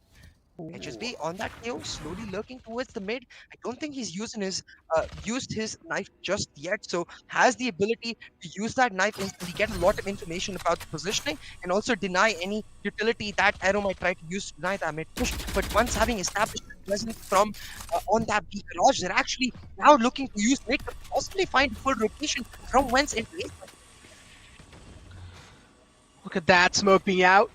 Kind of deny any kind of visual for the lads of Exploit. So that was a great smoke and the right timing coming out from his side. Now, pretty much that knife isn't really going to be finding any kind of info. So they do think mid is pretty much clear. Now, do they know they're completely approaching out of the B side here? Shooter already inside on the side with that satchel. But oh no, I don't really like where the spike has been dropped. And yes, it has been dropped. And this is where a man like Darky just steps in and look at this. A complete domination. A single-handed domination coming through. Unfortunately, got spotted out by that alarm bot. And while Prota is there holding off the flank, and he will be swiping up the last man out. I'm not that happy with their call to go back into the B side because, as you mentioned, Darky really good on that side, able to deny a lot of they overcommit here. You don't really need to do that because once you've got mid control, especially with the KO where you can set up your flashes in a way where you can easily take wins and put the knife towards the B heaven to deny the utility while you're doing that, means that Wentz control is very easy. I would have liked to see them taking that Wentz control going back to A, because when you haven't taken B garage control, you haven't spotted out a wall. You've taken mid control, you haven't spotted out a wall. What does that mean? That the wall is towards the A side, and you know the way Prota plays on that A side, he plays around the ramp area. So if you put pressure on Wentz and then rotate onto A, you know you only have to deal with the maximum of 2 players and limits your risk in general. The risk here of oh my god, punished, but that's okay because it's still a bonus. As you said, a lot of damage being taken. Oh! Down to stage. That was a great kind of nade coming out from the side of Godchild. While he tried to back off, he utilized the nade, making sure no one's pushing his side vents. And it pretty much worked out. Well, we do see that lockdown inbound. The Subverter, the side control will be given away, and now Arrow will have to play on and retake. Jivik still a little brave to hold it off with that sticky nade. Well, finally, the sticky nade will be kind of inbound, but unfortunately, the side control has already been found. Shooter inbound. Shooter inside the side will pretty much take rid of that turret. Look at that from the heaven side. We have HSB stepping up, and that's a great shot from Shooter. He will be denying that visual, or he will be denying any kind of info being taken out from the CT side. Now this is where he's also getting healed. A counter ability being utilized from their side. HSB though, it seems like this man is on a killing spree. He seems unstoppable for now. That was a great flash from his side, but oh no. Jivix strikes in when his team needs him the most. Now he pretty much does know there is someone playing off the road, but he doesn't really know King's position, but he hard clears that. That is pretty brilliant coming in from the side of King, from the side of Jivix. Brilliant indeed, but it doesn't pick up the round. It's Exploit to pick up the round, and this time using their presence very well to facilitate the rotate and actually pick up kills. What I really like about this round is instead of hard committing 4 players to be main the way they did in the last round, they split up their approach. This time, Darky isn't able to cause the same damage he did, while he has to concentrate on 2 places at once, and because of that, even though he is able to do a bit of damage, it doesn't actually translate to the round win the way we saw it in that second round. The buy going in the favor of the side Exploit does mean that the economy in a situation, but Arrow's still able to afford the buy, so it will still be a full buy versus full buy. But this time, hard execute coming in from Team Exploit using that knock and the ultimate going through from the side of Team Exploit, but they get shut down by Dorky. Thorax is shooting find one and they are into the fight, but Heaven Control is maintained by the defenders. Jivix did not need to go for the peak there. He did go for it. Soulmate takes him down, and because of that, it's completely punished. Jivix making a crucial error in that fight. Exactly, making some crucial errors. And look at this now, Storex. I mean, they already do have that side control. This is where Team Exploit is looking really promising. It's a 2-on-3 situation. Keep this thing in mind. There's also an Orbital Strike available. That means he can pretty much get it online anytime he wants. And yes, he finally does. That entire Heaven area has been consumed by the Orbital Strike. And this is where MSK had no other choice left rather than to just fully commit onto the side. And this is where he got taken out the game. Unfortunately, Godchild, the last man alive.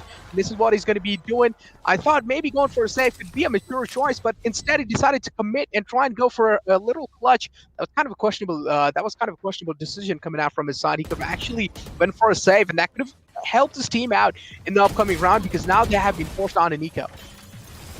Yes, exactly.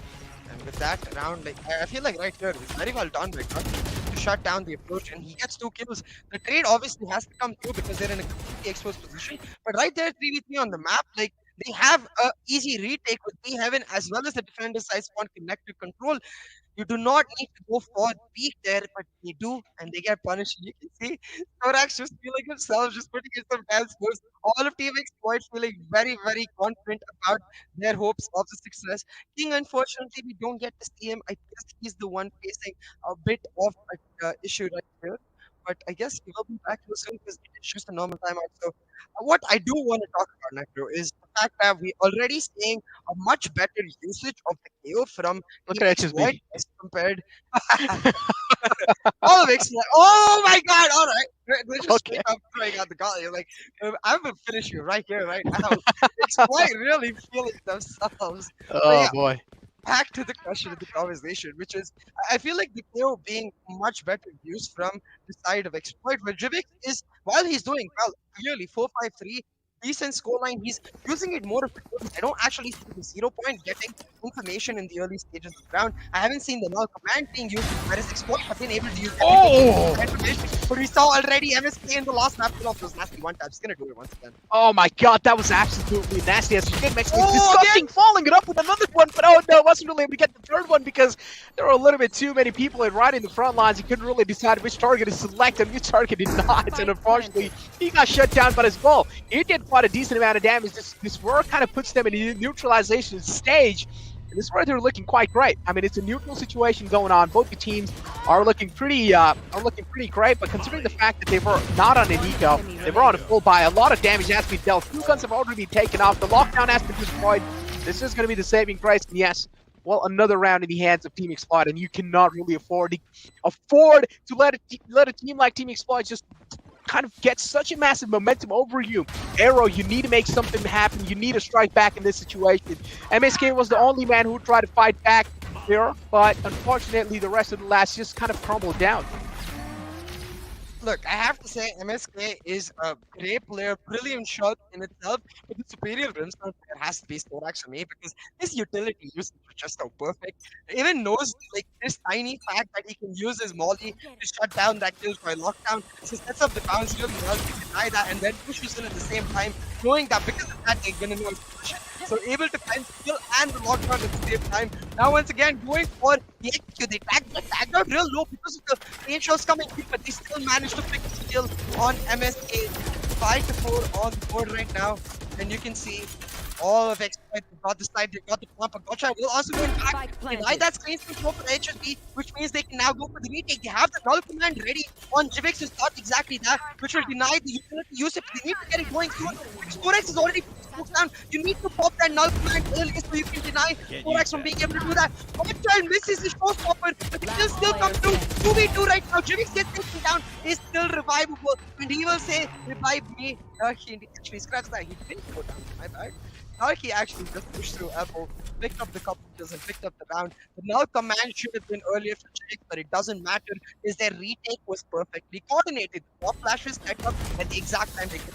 As you notice right here, the showstopper cleared the initial entrance, moving in from Heaven and staying together. Despite losing a couple of players on Heaven, the fact that they have that full control means that they can take elbow control and therefore put the pressures on the players who took down their teammates that were coming in from Heaven. And that wraps up the round and the retake for the side of Arrow. They got it in the back, and because of that, they are able to maintain their economy. Still, hurting a little bit though, as you can see, Godchild and MSK have to play on those light kills, and it's those two players going for an aggressive push, even punishing them, is able to find one, but the trade comes through Godchild, and at the end of the day, given the fact that he is a lurker, that is a worthwhile trade if Exploit do not do anything, but Exploit will not stand. They push in on the other side of the map immediately, they find another kill in their bag, and now the Ninja lockdown popped up, they're going to go for the side execute. Jinx has to be very careful with how he plays this. He could have played D backside, instead he's just going to back up, try to use his flash drive and fragment to delay for as long as he can. Backed up by the nanoswarms, the plant is now in a very exposed position. Darky takes out Soulmate, potentially with instant hit. Heaven is the contestant, but it's KO for the side of Arrow who comes out on top. Yeah. Darky moving in from defender size 1, finishes off the retake, and once again, it's the same agents. Vivix and Darky finishing it off to pick up another round for Arrow.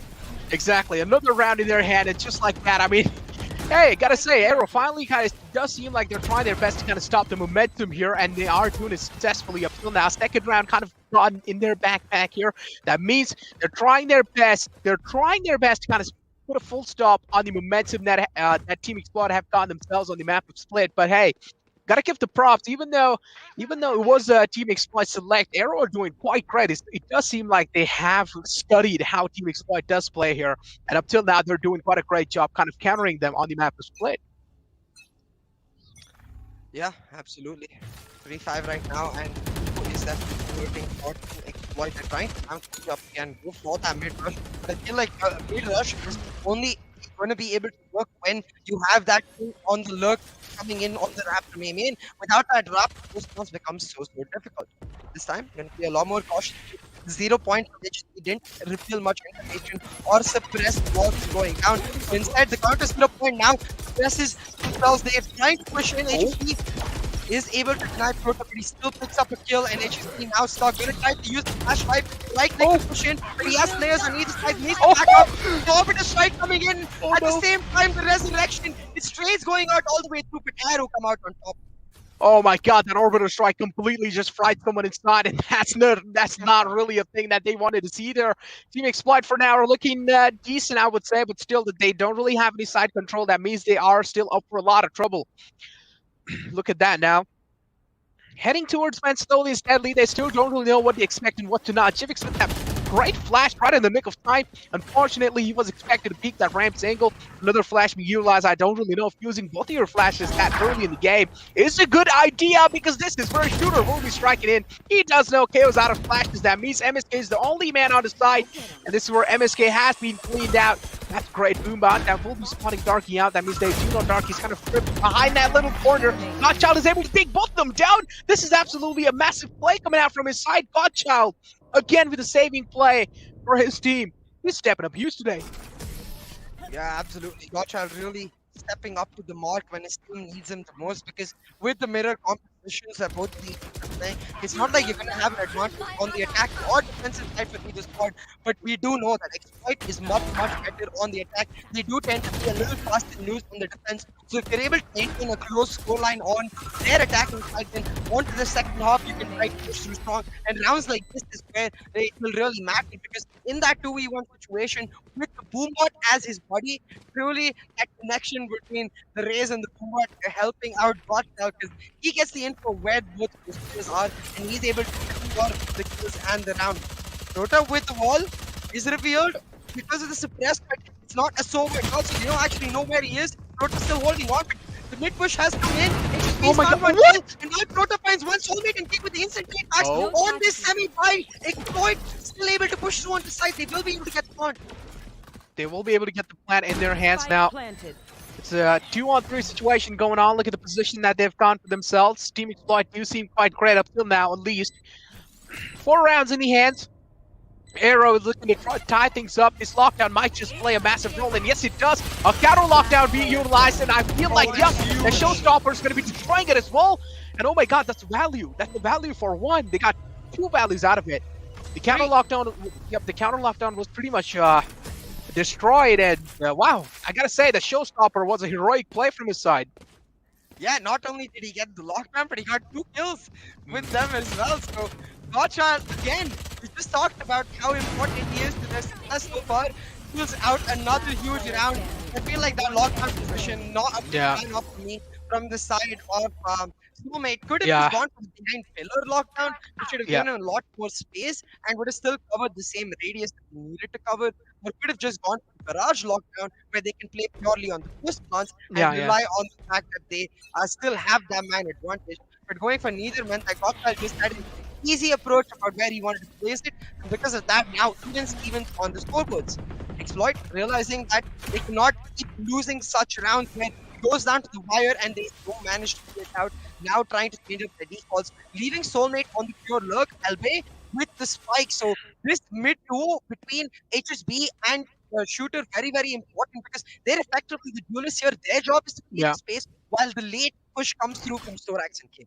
Exactly. Look at this. Team Exploit as well do have a Showstopper available. That means they're probably going to be utilizing it to get an entry inside the side. That would be the most mature decision he can make happen. As you did mention the lockdown in the previous round, it did seem like kind of a desperate move being made from his side, at least to use something. He could have tried to fall back a little bit, try and play that situation out a little too safe. MSK wasn't being checked out, but finally King is there to make the trades happen back and forth. Darky as well on his side trying to fight back. Godchild is a big man who is staying alive, but oh no! You did not expect that Showstopper to be stopped just like that, and look at that, another orbital strike being inbound from the side of Brimstone. Unfortunately, I feel like he's not really able to convert a lot of things there. Resurrection's inbound, MSK's back on his feet, and oh no! So many desperate moves being taken by the lads of Team Exploit. I feel like they're getting a little too overconfident here. They're feeling themselves quite a lot, but I feel like maybe try and play the situation out a little safe can be the best thing you can do. But that's not what they're doing. They're making those dry peaks happen. I don't really know why.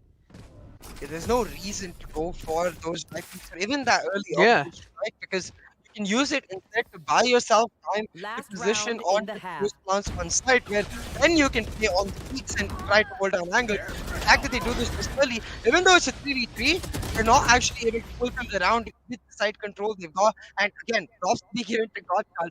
Picks out Shooter in the air. Shooter trying to bring the party with a big rocket. Gotcha will be like, nah. The only rockets that work around here are mine, and I will shut you down if you try to bring in any others. Gotcha really stepping up to the plate right now. And it's not about how many kills he has, it's about every single one of those kills being so damn impactful, actually resulting in rounds 1. As you did mention, that was the massive thing, right? Showstopper being stopped.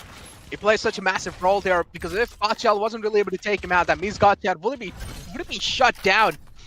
And he wasn't really able to get any value out of that Showstopper as well. So it did play kind of a massive role in general.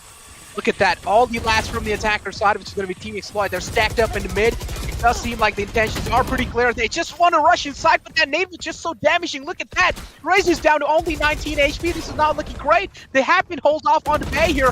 And Arrow is doing quite a great job just keeping them on the base, just like always. But King and Soulmate just single-handedly dominating the entire side, but not anymore. Because Soulmate's down low, and I expect him to pretty much fall down soon. But look at this. KO getting rest back up. This might just be absolutely massive, as they do see the countdown happening. KO will be back on his feet soon. And I don't really know why Soulmate again made that peak while he's onto that gun at it. It just seems like out of nowhere now, Team Exploit are so unsynchronized. Yeah, exactly. I feel like they're not actually able to play their defaults well. They keep trying to go for the executes, but the executes are shut down perfectly because of the defaults that Arrow is bringing to the table. They have the stage always to play anchor. They have the Killjoy always to play on the other side, but they're always backed up by Givix, who's playing that continuous rotation role.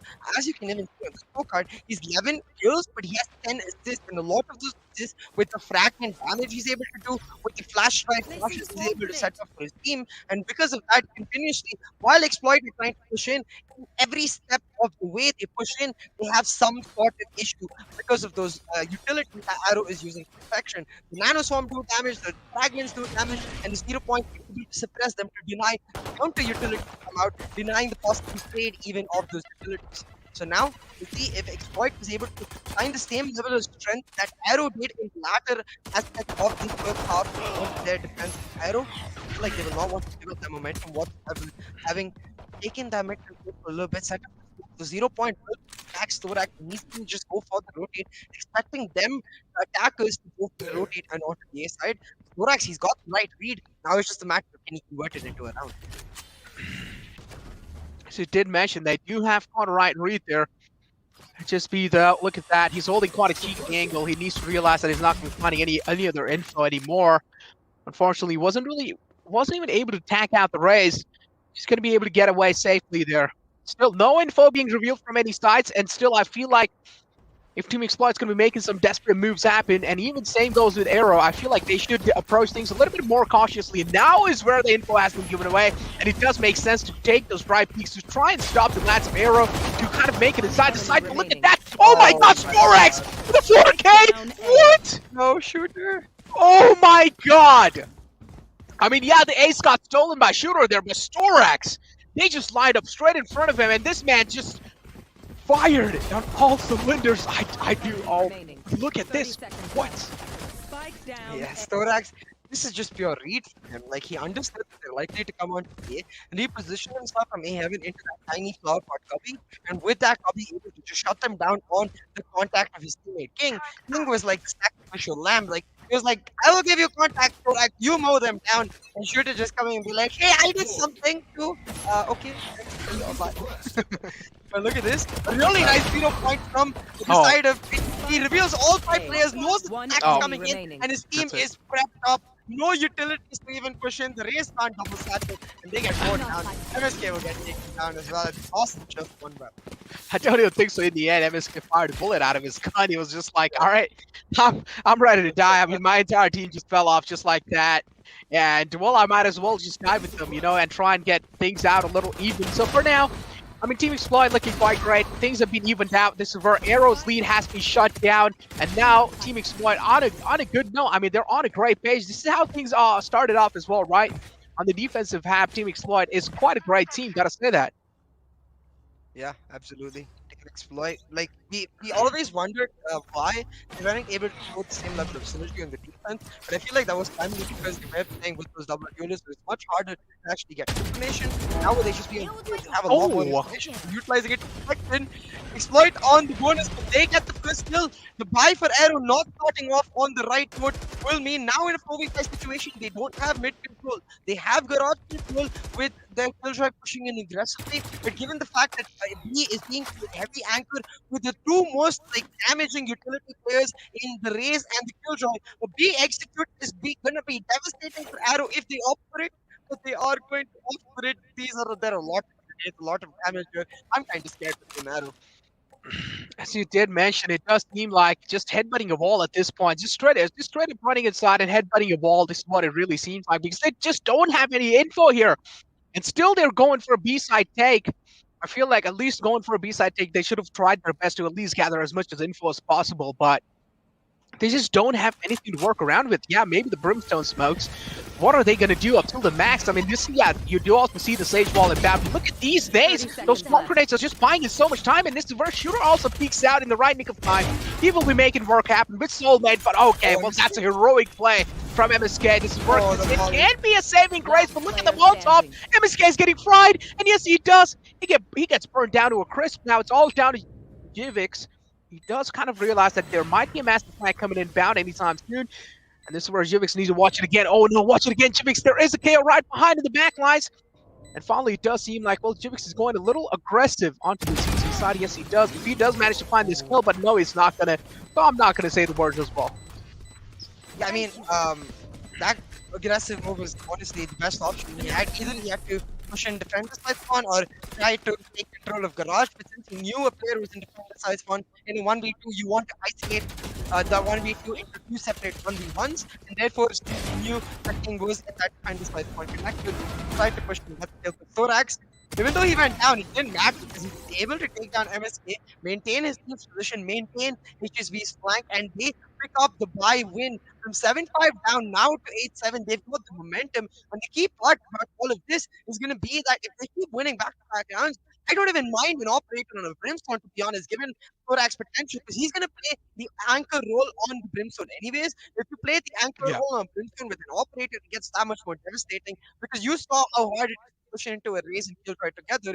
The Killjoy's Mhm. nanostorm grenade set up to clear out two key angles, and one tiny angle left near that B backside wall was cleared out by the grenade itself. So it meant that they had to actually commit onto site, push in onto site, and Soulmate and uh, his teammate ready for that. They just chopped them down despite MSK's heroics. The round not coming through for the side of Arrow. Their eco is in tatters now, and they're going to have to be very careful about how to explore this. And my suggestion will only be that you have to try and take more control. Like where Team Exploit found success on the attacking side Yeah. was always where they were able to take mid control all the way up to that main room and then use that control to even rotate on and commit to a particular side of the map. Without that control, Q is not the right composition to be hard rushing because you need a breach for that. See, it did mention. I mean, you definitely need a breach, and I feel like on the map, breach is actually pretty. It's a great lock-in without a doubt. I mean, he can definitely replace KO, but the again, it also comes down to another kind of conversation lead here is that KO also does such a great job of gathering a lot of info for your team. On the other hand, Breach cannot really do that. Breach does have an amazing kit, but I mean, it can be utilized in some other ways. And I feel like Breach can definitely be one of the best second duelists out there, just like Sky. But look at this, another knife kind of being inbound. This has revealed a lot of info. Unfortunately, Divix is also taking a lot of damage. Nades being kind of there to kind of stop any kind of pushes inbound, and this is where Arrow's momentum inside the A side has been stopped. That means now they will have to find one peak, at least one peak to kind of work around it. Please do not peek into their shots. But it seems like Shooter is going to be unstoppable this time. He needs a fresh magazine. He's probably going to be doing that. That's a great nade to force anyone back, anyone back from their side. Well, pretty much it's going to be Team Exploit just exploiting the lads of Arrow out the game. And it seems like no matter what Arrow is trying to do in that attacking side, Team Exploit is just always able to flush them out, and no matter what kind of position they try to get. It's because Arrow is also making it easy for Exploit. Like, they don't have to worry about potential look. They don't have to worry about actually using their utility to contest parts of the map. All Exploit have to do is be like, oh, we spot player, we throw util, we win, we take good shots, we win the game. Like that's so easy for Exploit right now. Yeah. Because they don't have to worry about different corners of the map. Arrow keeps stacking up. Again, they're gonna stack up on this A side. Like the only excuse they had in the last round was that it was an eco. So why do it again in the last round? They're just gonna take twisted through.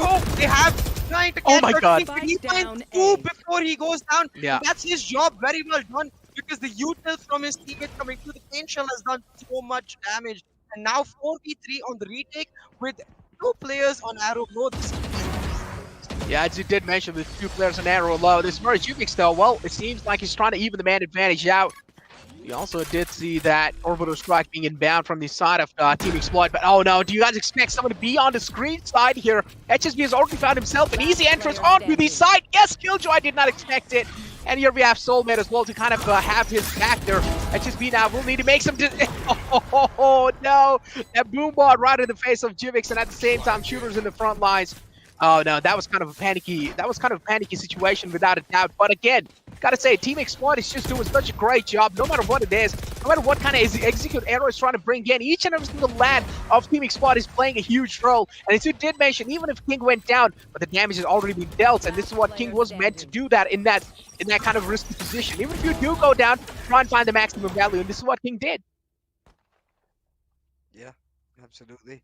5 rounds back to back. Now picked after Team Exploit. We expected them to be dominant on split, but given the way Arrow started on the defensive half, there was hope for Arrow just being able to pull out an upset on split and actually win the match themselves. But with these 5 rounds gone back to back, with Arrow having lost yet another 5 round, it does look like Exploit will be able to pick up a win this way and will be able to push through for map 3, try to get 3-0 and just secure their spot in the VCC main event. 'Cause right now, you can see smiles on the faces of Team Exploit in general. They have, I feel like the mood and the vibe, of course, much better for them. But for Team Arrow, you do see a bit of gloom, a bit of disappointment, and like that's just gonna add on. They need to find a way to reset themselves and push back if they have the talent. Yeah, I mean they do have the talent. I feel like Arrow's aim, like let's be honest, I feel like Team Arrow's aim is actually really good because we've seen in the map of Breeze, right? Them pulling off some crispy shots without a doubt, even in those eco rounds. They are really good with those, hitting those sheriff headshots on the head. And up till now, I feel like Arrow has to be one of the best teams out there in the Pakistan region, with one of the best players out there with great aim. On the other hand, if you talk about a little bit of more tacticality coming in, a little bit of better team synchronization, a little bit of better team coordination, that's what it kind of sets away Team Exploit from the lads of Arrow, right? I mean, one side you have complete the lads of Team Arrow coming in with an incredible amount of aim, an incredible amount of kind of gunpowder coming in, but on the other hand, you have a team like Team Exploit, who likes to take things a little slow, who likes to take things a little tactically, and that's how they play their game. So always, we have known this since we were a kid. It doesn't really matter if you do have a good aim. What really matters is how much you utilize your brain inside the game.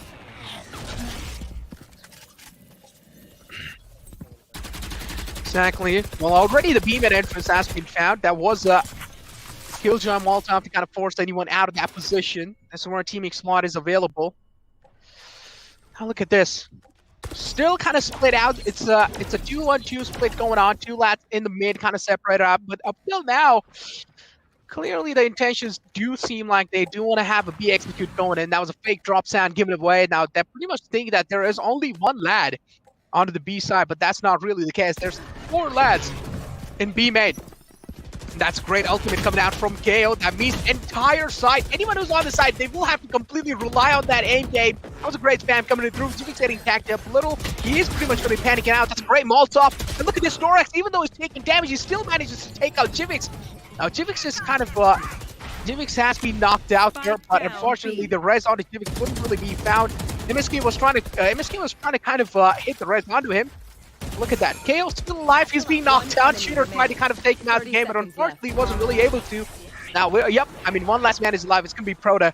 What else can he do? Shooter going to be connecting that crispy headshot right onto his skull and just getting that kill in his hands. Look at this, though.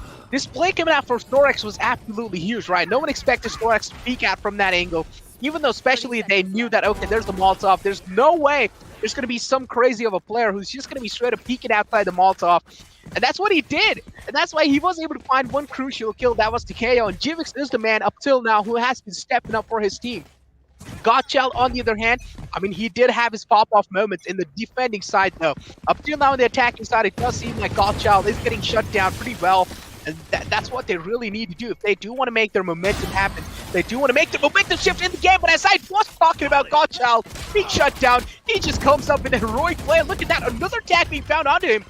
Oh my god, Gottschall seems like, well, I just angered him a little bit there. That was definitely a cost of curse without a doubt. Gotta say that Team Exploit is not really looking that great. Sports is there to kind of shut him down, but the damage has already been done. Look at that Proto as well, finding himself those kills with the Sheriff. Now Shooter already getting himself that 3K. This is where he lobs in that nade as well to make sure that Jivix is being forced.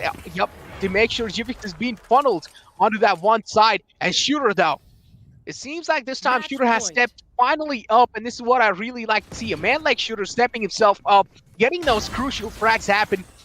And especially if a man like Gottschall is performing on all cylinders, you gotta make sure you're shutting him down, because Gottschall, gotta say that, I mean, this man is feeling himself, at least for now, because as I did mention, the defending side, Gottschall was doing quite great.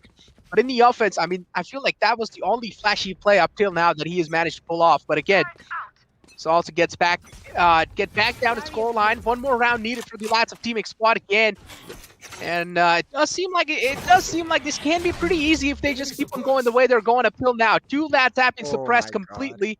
And look at that, info has been found. A duelist and a killjoy. This is the massive info. That means the intentions are revealed. Pretty much they know now it has to be a B execute because the lockdown was available on killjoy. Oh, the peak was too aggressive though. Sorax gets taken down and Arrow mowed him down. There was no reason for Exploit to peak there and they get punished heavily. No. You can see Jivix will find another and now the plant will go down. The sole member left is Soulmate and his position revealed as well as he gets suppressed. He's gonna have to back off, a lot of utility thrown in his face. Finally, Arrow will be able to pick up their first round on the attacking side because the last 7 have gone through in the favor of Exploit. I think the smartest move right now for Soulmate would be to just try to find as many exit frags as he can, because the retake itself impossible given that it's an open plant. He's trying to do that, but the turret not revealing anything, which means he will just back up, check the wrap, and go for the save. As you did mention, going for the save is probably the best thing you can do. No, don't commit like that. Well, I mean, yeah, they just need one more round in their backpack to actually make any kind of things happen there. So that's why they're probably going for a full commit. But again, a save could be a better choice. Yeah, and this peak right here, I really like the initial 0 point from HSB to get that information because there's no way to break that. Because of that, it knows that they're pushing in. But instantly, what I don't like is they try to contest the lockdown. You can just back up. You have your own lockdown. You have your null command to push through easy on the retake. They even had the orbital strike, so the retake would have been so damn easy for them. But they tried to contest it right then and there. And this little bit of aggressiveness is what always ends up getting punished from Team Exploit. We'll see if Arrow is able to build on the momentum now, because a lot of their presence has been revealed through mid, with the wall going down as well as the 0 points suppressing them. They went for the slow rotate onto the side though, so a lot of this up to Storax. He's going for the jump peaks. That jump peak didn't reveal anything. He's gonna go for one more. Gonna get tagged out, and the push gonna come in. He's trying to hunt him down, but the orbital strike is already ready. Watch out, taking down really low, but Prota finds him first. Now Shooter with another. The fragment has denied the backup, but Darky still wins that 1v1. Takes down Shooters, but now in a 4v3. It's crucial they get the side control back, but Darky will take down HSB. King holding on though for dear life. Oh.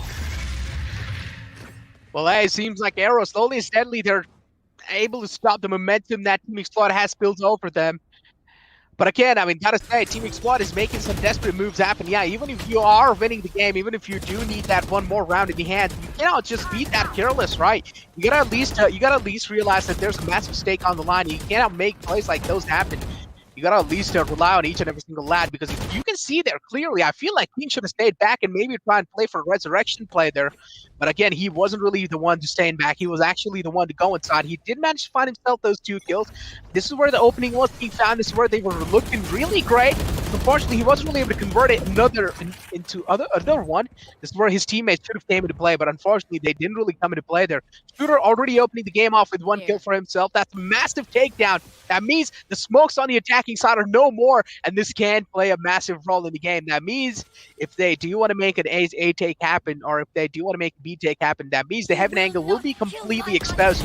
Resurrection back online. Arrow did realize they need to get the Brimstone back online there, but unfortunately, look at Team Exploit just peeking out in the right nick of time, and again getting those trades happen back and forth.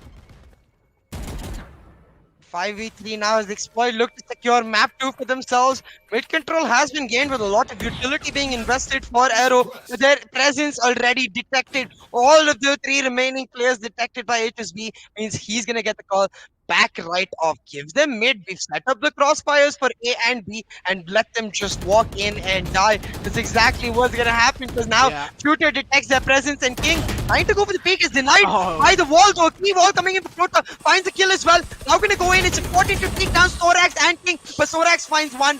1-for-1 trade goes down, and now 3v2. The spike has been dropped and the lockdown is ready for Exploit to push through on the retake. All they need to do is wait for the defuse to be heard, but they do not have the patience. They do not care.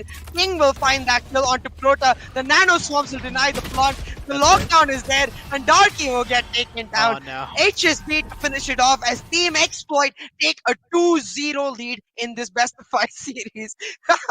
Storax is dancing it all the way through to the finish line. Yeah, I mean, understandable. Storax. Oh boy, Storax, man. Well, we do like to see some of those good moments happen in the game, you know, because it was quite a competitive and a fierce game without a doubt. And seeing those kind of moments just kind of put a smile even on our face and even on the viewer's face, without a doubt. But yeah, getting our heads back in the game. In the end, it did seem like I mean, the lads of Team Exploit were, just not really taking that competition a little too serious. It did seem like on those retakes they were being a little desperate. But again, what do you think, so? What kind of mistakes are being made from the lads of Aero rather than just relying heavily on those aim and those individual plays? I really feel like, on the other hand, though, Shooter, I mean, he had more than, I think he had 30 kills or something in the end of the day, Yeah. probably more than that.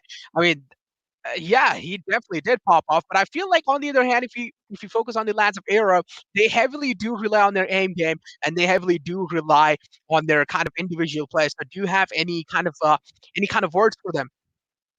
All I have to say is that I feel like they were not ready for the KO at all because we didn't get to see proper lineups at the zero Yeah, point. While their fragment usage was good, the flash drives weren't really setting up the team. Where on the other side, you can see always HSB when he was setting up his flash drives, his team was there to go for the peaks with him, which meant that they're always getting extra value. And it didn't feel like Arrow actually played this badly. It just felt like that KO difference really came through. And of course, Shooter just playing phenomenally, picking up frag after frag, going for those initial engagements. Having said that, that's another point, right? Well, you know that Exploit is going to continuously contest you. Exploit is not going to be a team that gives up the site and is willing to play for the retake. You can just try to play a little more cautiously as Arrow. mm, You can try to look for a lot more lurks because if they're predicting that you always the side of exploit is going to contest you on site, which means there is going to be one part of the map left completely open, completely exposed. So if you play on the lurks and the rotations, you get a lot more value. And it felt like while exploit continued making mistakes, Arrow just never tried to take advantage of them. yeah, it did really seem like Arrow just really didn't take any kind of advantage. Yeah, in the end rounds, it did seem like, when they realized, oh, there's only one more round left for Team Exploit to actually get, and then in the end, they started kind of punishing the lads of Exploit for making those mistakes happen. But yeah, again, I mean, it's like, I feel like the main problem here, as you did mention, they're not really able to read out those mistakes, right, in the time. Yeah. And this is the main problem here. If you're just not really able to read out the mistakes, if you're really not just able to find what kind of mistakes your opponent is making, that means your read game on inside the kind of enemy team, inside the game, is really weak. Now, what this means is that you need to kind of develop that skill inside you to kind of read opponent's team. How do they think? How do they play in the first few rounds? It's fine if the first few rounds kind of slip away. It's completely fine. But in those upcoming rounds, you got to make sure that you're reading them like a book and you're countering each and every single kind of setup they have gone for themselves. That's the thing, though, right? Like, I had the Mhm. same issue with Arrow in Map 1 where you can't really read the setups if you don't even know they exist, and they don't Yeah, use some rounds to take information on where agents are set up. And they don't, even if you don't take information as a team, what you can rely on yeah, is if you know the setups by heart, by your own setups on the other side. But Arrow don't have that. They continue on with the same setup always. So they always assume that that's what the setup they're going to carry, yeah, and they always end up gambling into the hands of exploit, which yeah, works perfectly for exploit because they're playing the gamble game too. They're relying heavily on their aim too, but as long as they're hitting their shots, they don't care. And they certainly are. Shooter popping off, King as well hitting some key shots. He's always that consistent player, and with HSB knowing the right lineups to use that 0 point, I especially like that garage lineup for the 0 point where he put it in sight itself but got information in garage yeah. because of the radius that 0 point occupies. All of these tiny nuances, despite exploit making some key errors, it didn't matter because these more than made up for it. They play against their identity, they played their style. And Arrow, I feel like we're like, okay, you want to play your style, we'll try to beat you at it. That's never something you want to do against a top tier team. Yeah, as it did mention, he clearly just kind of read them like a book here. I mean, even over here, we're reading them like a book.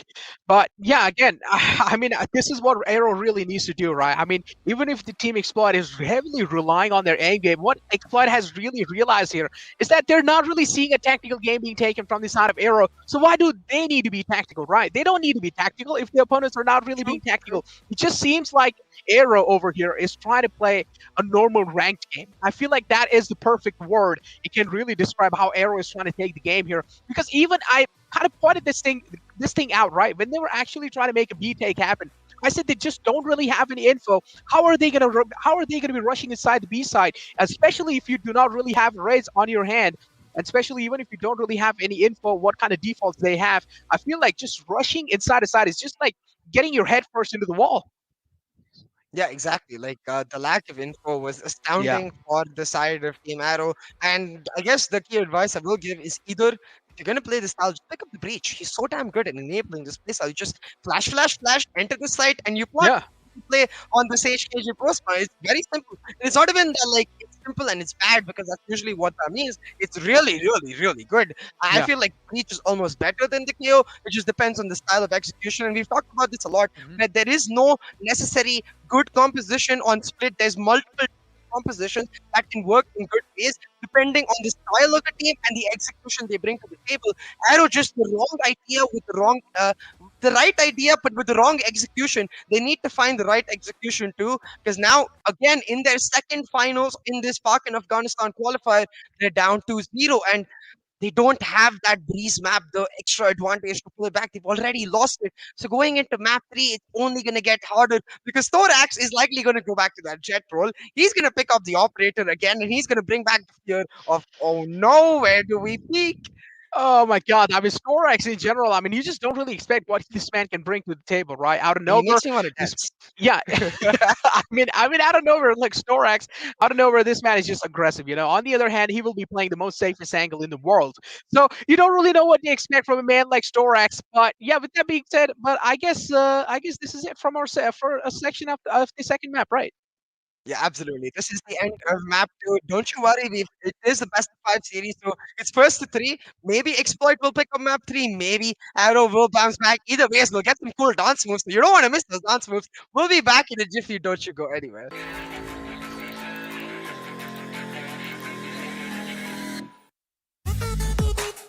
The power of steel.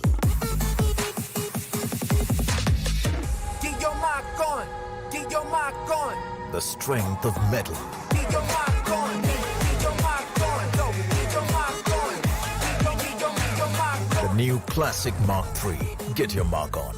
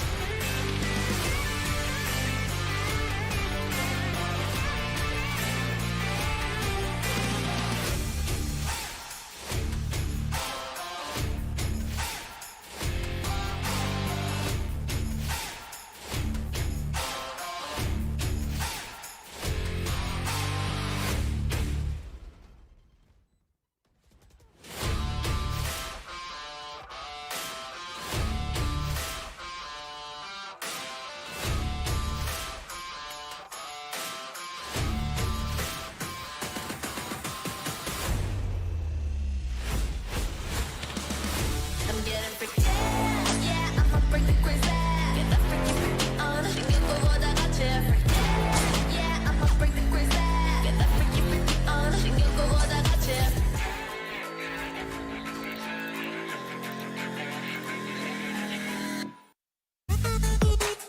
The power of steel. Get your mark on. Get your mark on. The strength of metal. Get your mark on. Get your mark on. Go. Get your mark on. Get your mark on. The new Classic Mark III. Get your mark on. Welcome back, ladies and gentlemen, to the Valorant Conquerors Championship brought to you by NODWIN Gaming with Gillette as our grooming partner and Talk Esport as our digital publication partner. My name is CA and I have here with me Necro to cast for you third map now of the grand finals of the Pakistan Afghanistan Qualifier number 2.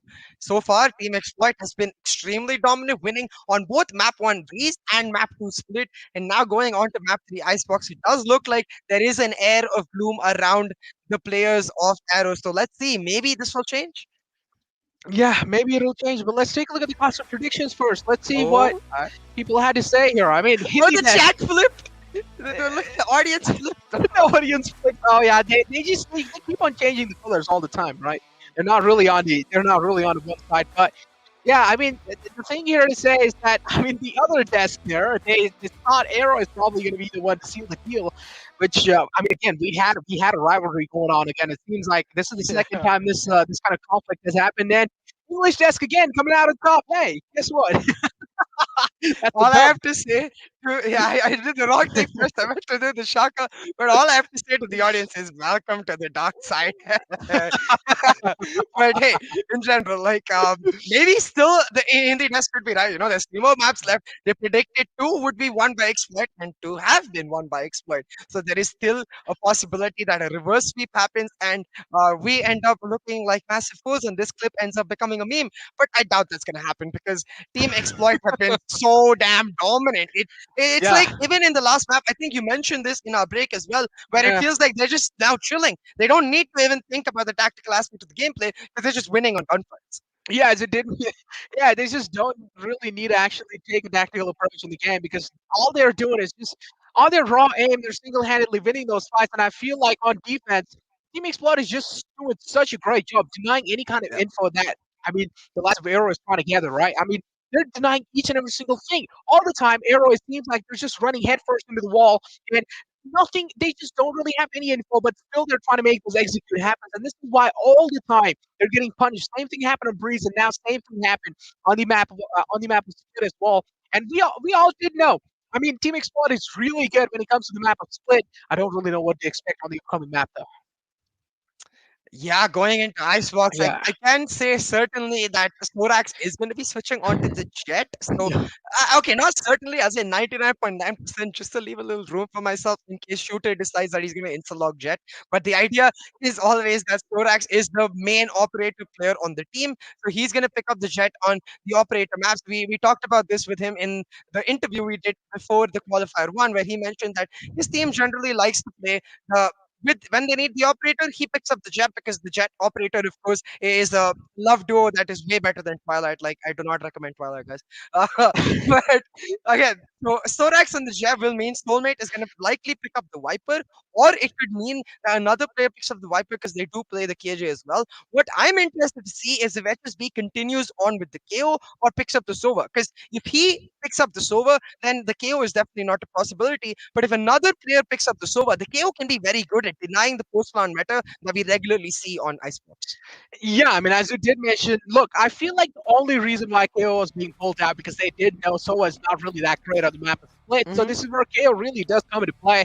So it's understandable even if they do not really have a KO on their side and maybe they just have a normal Soa. I'm expecting a double duelist composition from the side of Team Split because as you did mention, you have Storax coming in. You also have a man like Shooter kind of in bad. But wait, well, we didn't really see the peaks from their side. Oh no, I wanted to see what was going on there. Okay, I guess Oh, production wants to build up this suspense. Fair enough. I oh feel no. you. You'll find out real soon. But given what we did see, it is going to be that Sage KJ Viper composition for the side of Arrow, Mhm. and likely the same thing because Thorax has picked up the Jet. So I expect it will be Soulmate picking up the Viper and then Shooter picking up the KJ to wrap it up. And in general, I really like that pick, especially because given the way Yampi from Europe has set the precedent that the Killjoy doesn't need to be a defensive Killjoy. It can even be an operator Killjoy. It can be an aggressive Killjoy. You can play contact swing with your turret. You can do all sorts of things, which means that a duelist like Shooter can explore the wealth of options he has available to himself Yeah. and try to use those options to create the same impact he did on Split. Yeah, as you did mention, I mean, turret can also be utilized as so offensively, right? You can use that turret as a distraction and peek out at the same time with the turret. That's going to be pretty much that one kill in front of you.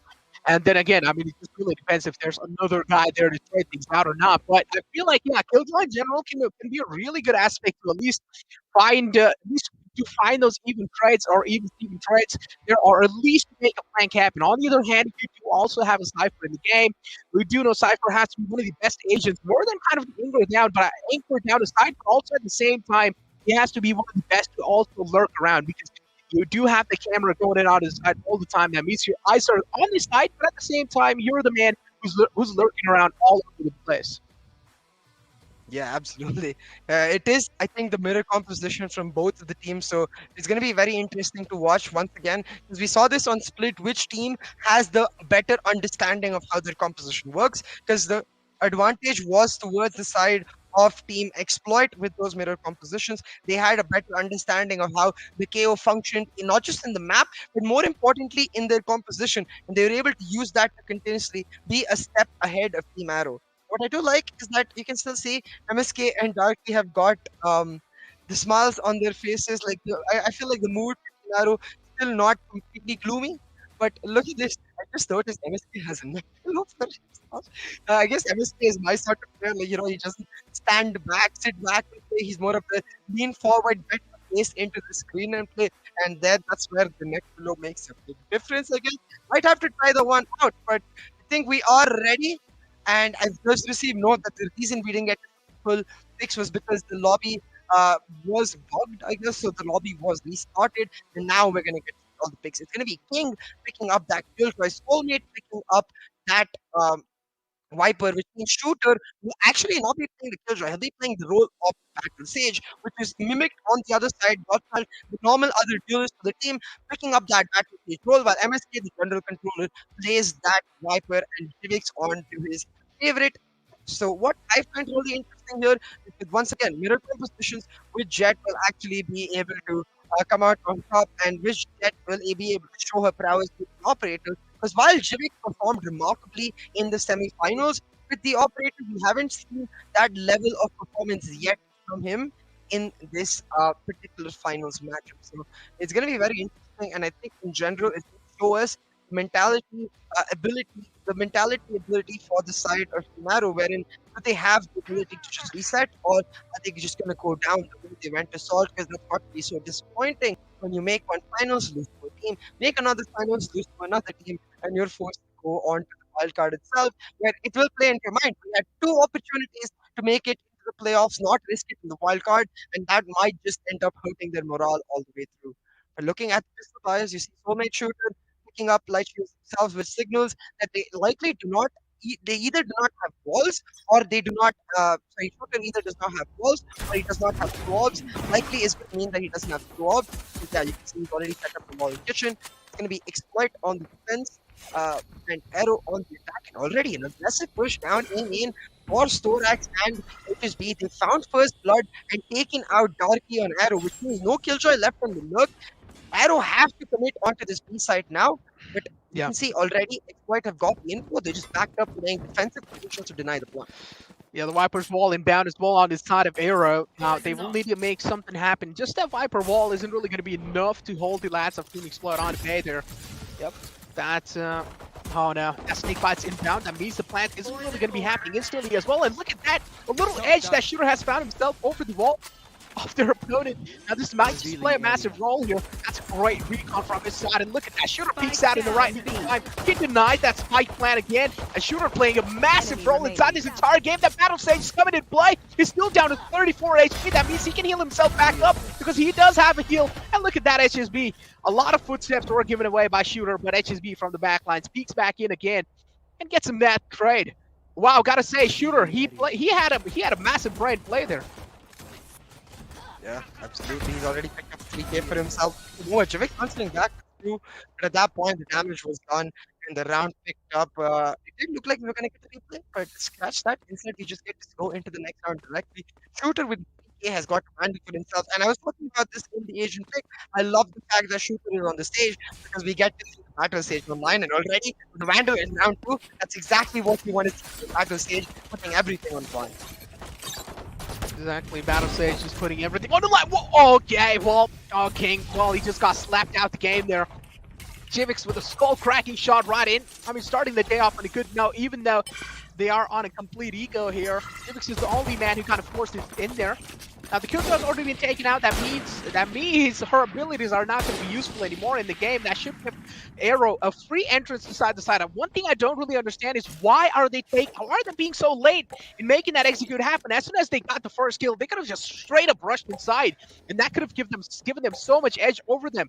Waiting this situation out, I feel like this is just going to be giving the lads of Team Exploit to reset and also get back in the game real quick, because I feel like, yep, again, I feel like this is a massive mistake being committed from their side, and they should have pushed in as soon as they got their first kind of trade in there. Again, now A-side tank is happening. We already do see a heavy presence on the defending side onto the A side, and yes, this is what you expect. The entire rotation has been made from the side of Team Exploit, and you do expect now the defense to be actually pretty great. Even on this side of B, they tried to kind of hold off and maybe try to play it a little bit of mind games with the lads of Team Exploit, but this is where they actually played themselves. But look at that, a 3K from the side of Jivix, but he does seem quite great there. Look at Soulmate from the back lines, getting real up close and personal, and Jivix will be denied. That was a great fake dash as well.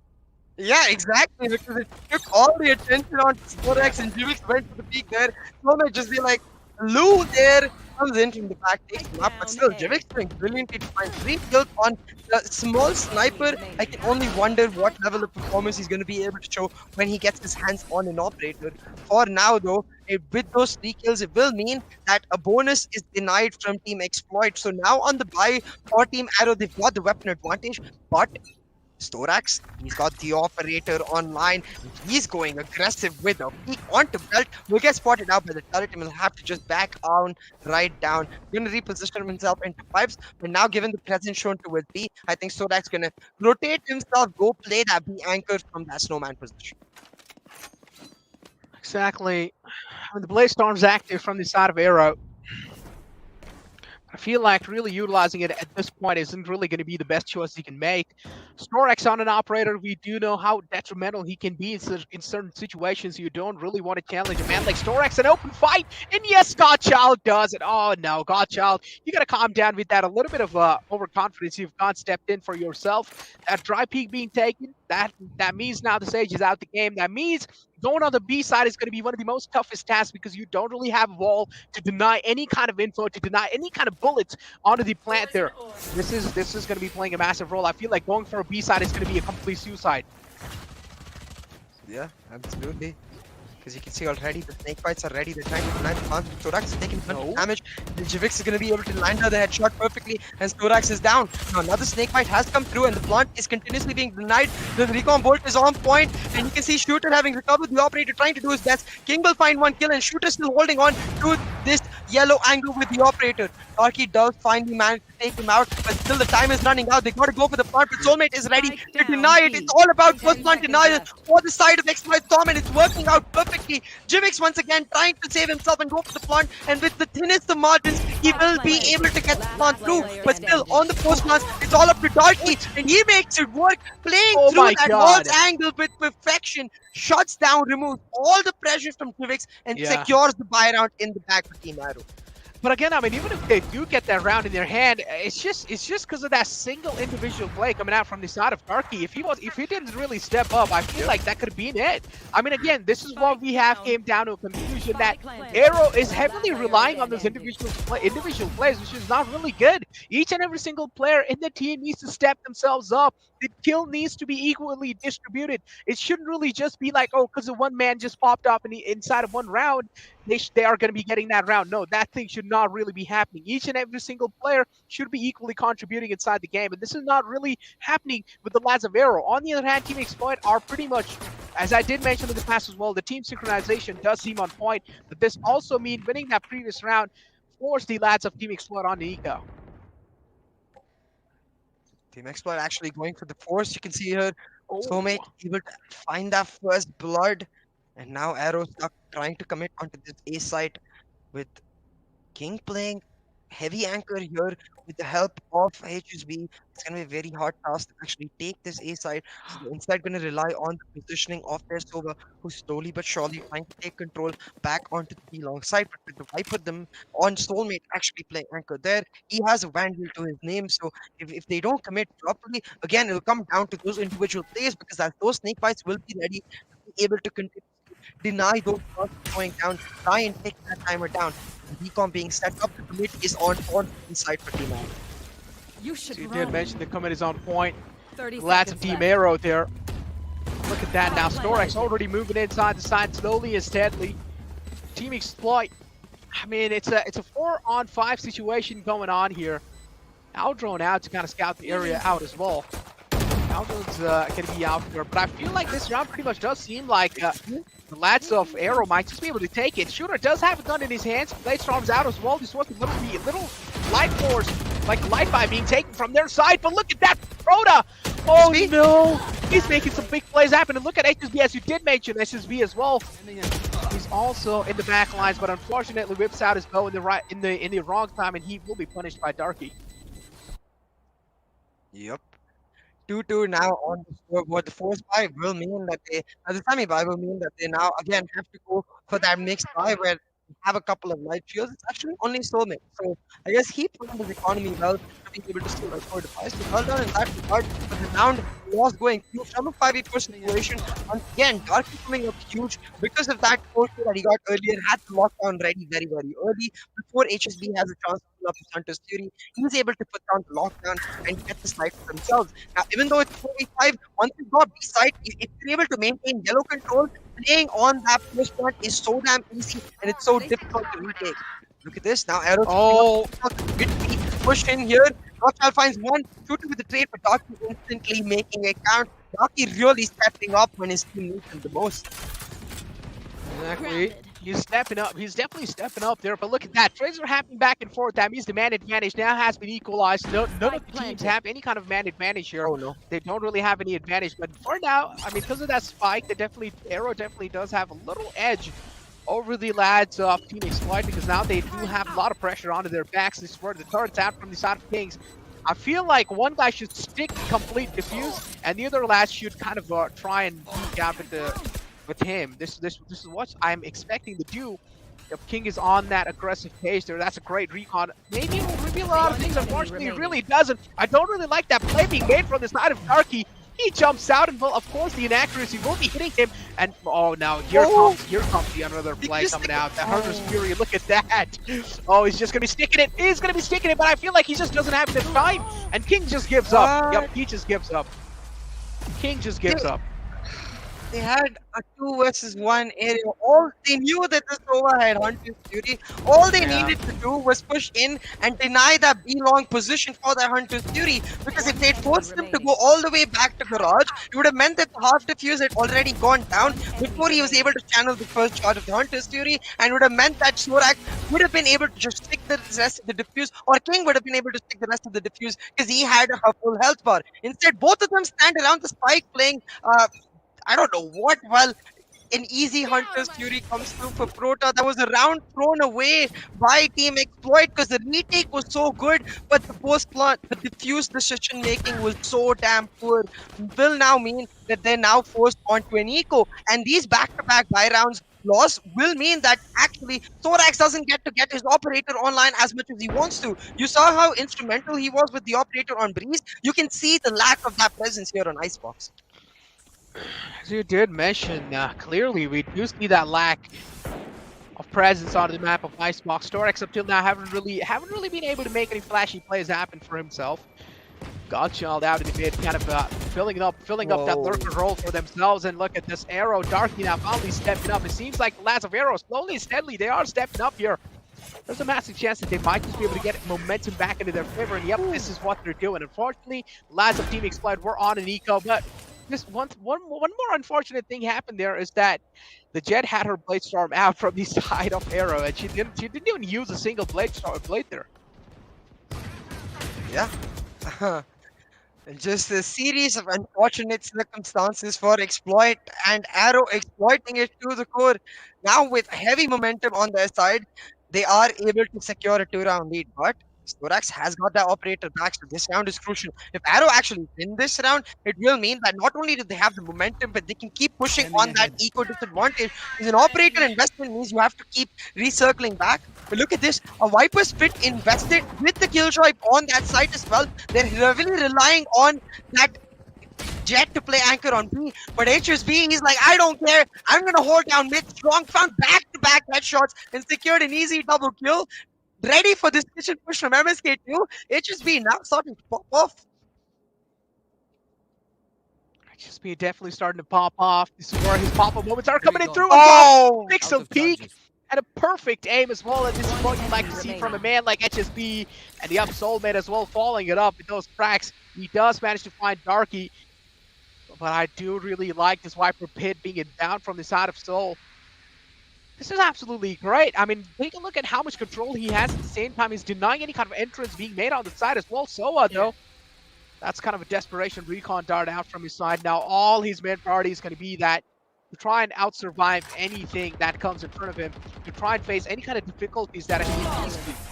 And that's a great shot from Shooter. And yes, that's going to be another flawless round from the side of Team Exploit. And just like that, in the buy round, Team Exploit, it seems like, well, they're easily able to stop the momentum from the lads of Aero. And somewhere down line, again, I mean, we're just not really seeing Aero being tactical. Look at the finesse with HSB picks up those 2 kills though. His position revealed by the recon bolt as well.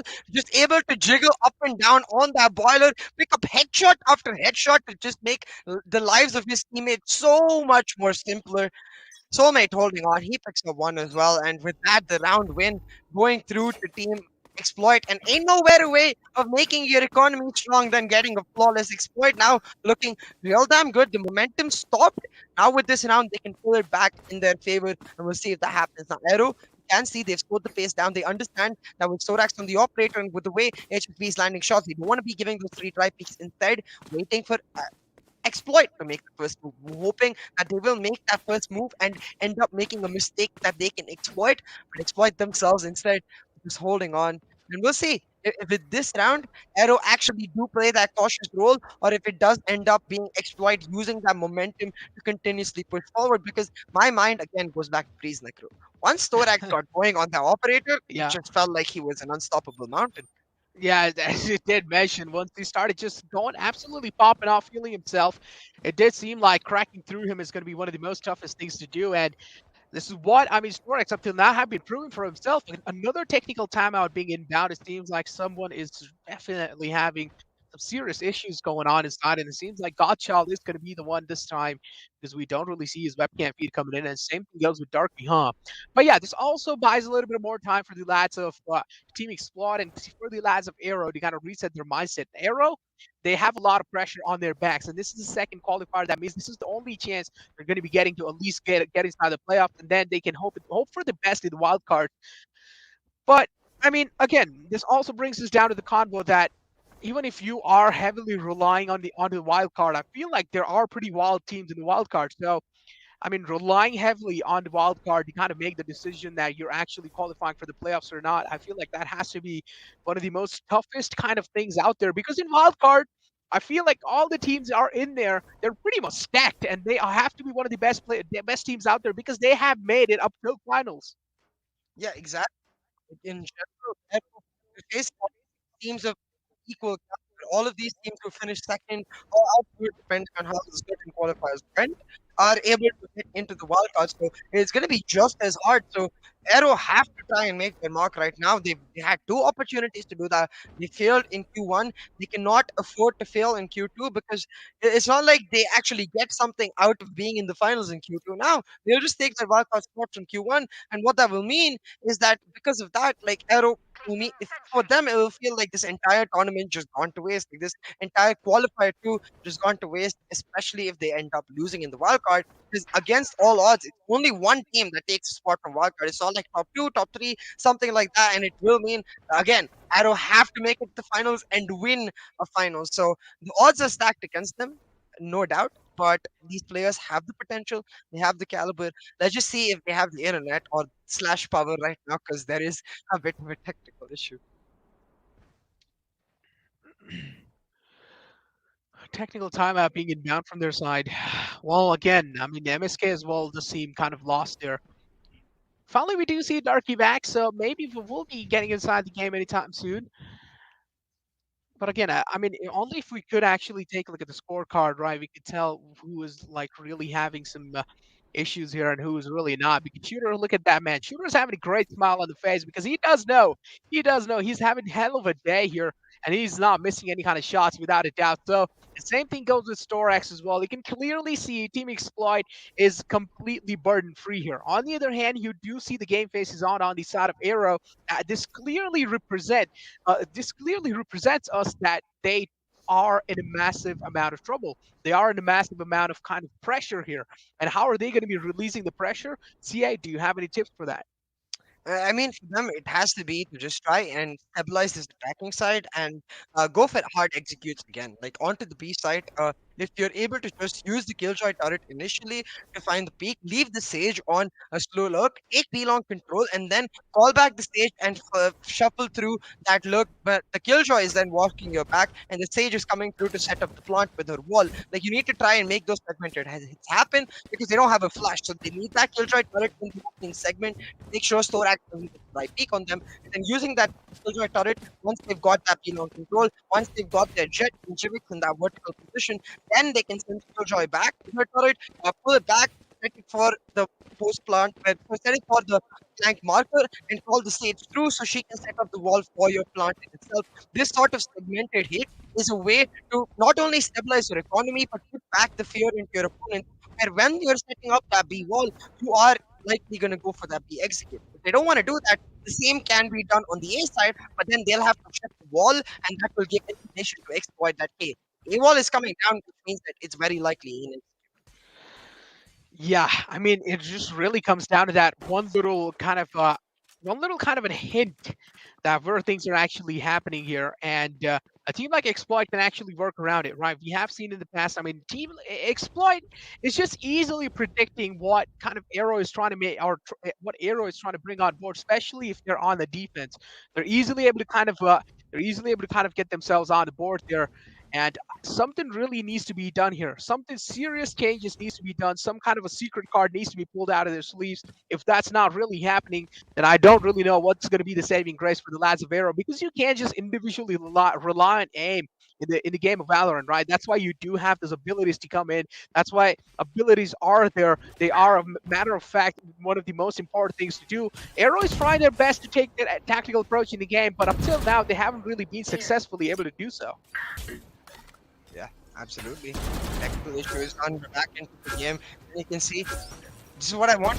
To take B-long control while you leave your switch and KJ back and then go for the push in. They end up using one player, but the instant trade does mean it's a pretty situation. But the long control maintained, Storax just so good with the flicks. Takes down MSK. Going for a recontestment to him is Prota. And Storax will punish it. The disappointment clear in Nexus' voice as well. There's no need for back into Oh my god, what? again! Oh my. Yeah, I feel like we need a moment of silence there, without a doubt. You know what, Sia? Let's just give them a little bit of moment of silence while Storax is just creating himself an highlight clip. Moment of silence. Oh, okay. Finally, he does misses a shot, and now he has been punished here. It's down to 1 HP, but the Sage is there to kind of back him up there for a little bit. Again, Storax back on the angle that he was looking for, and Darky is the only man alive.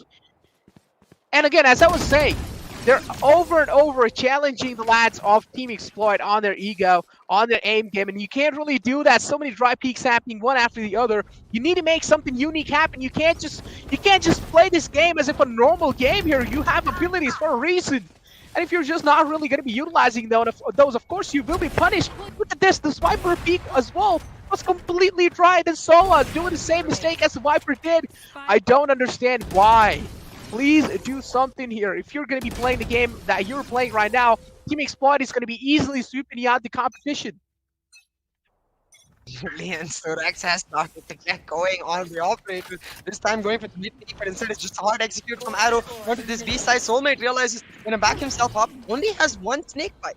I wonder why. He invested that first snake bite on D-Long. My bad. So only has one snake bite to deny the plant, but has got his big boy operator player in Storax coming through. Holds on to the peak despite his position being revealed.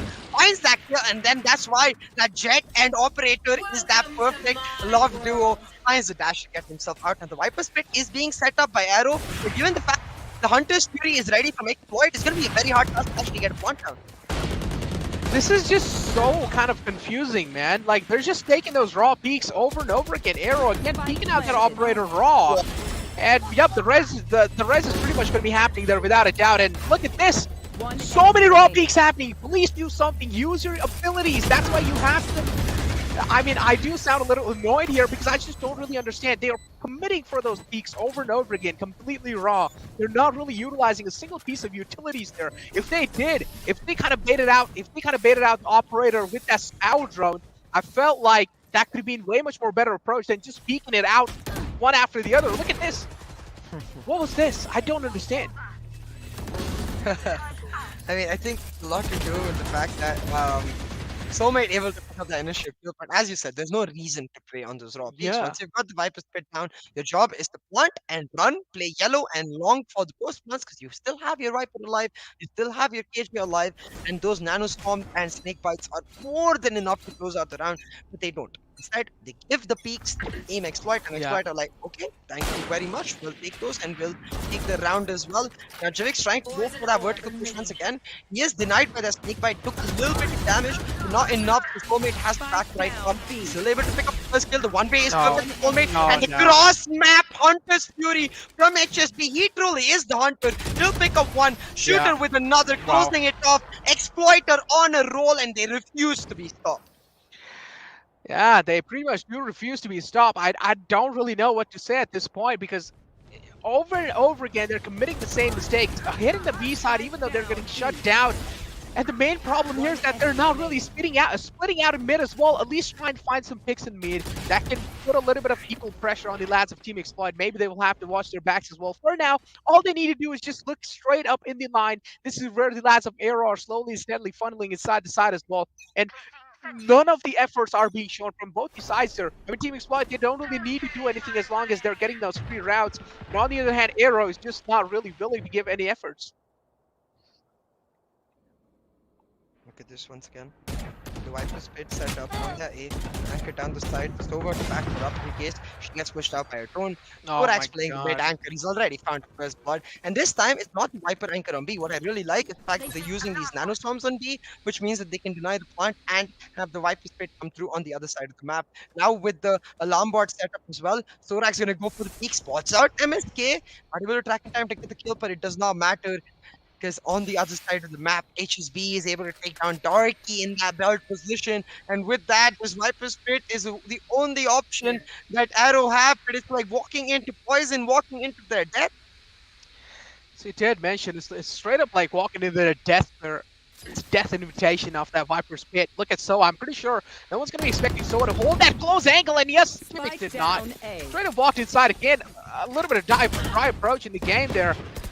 No effort being shown again. I feel like they could have utilized the Sage's low arms without a doubt, and then maybe try and turn things around here. But finally, I mean, MSK making some solo plays happening. He's the only hope that they have to kind of save the day for them.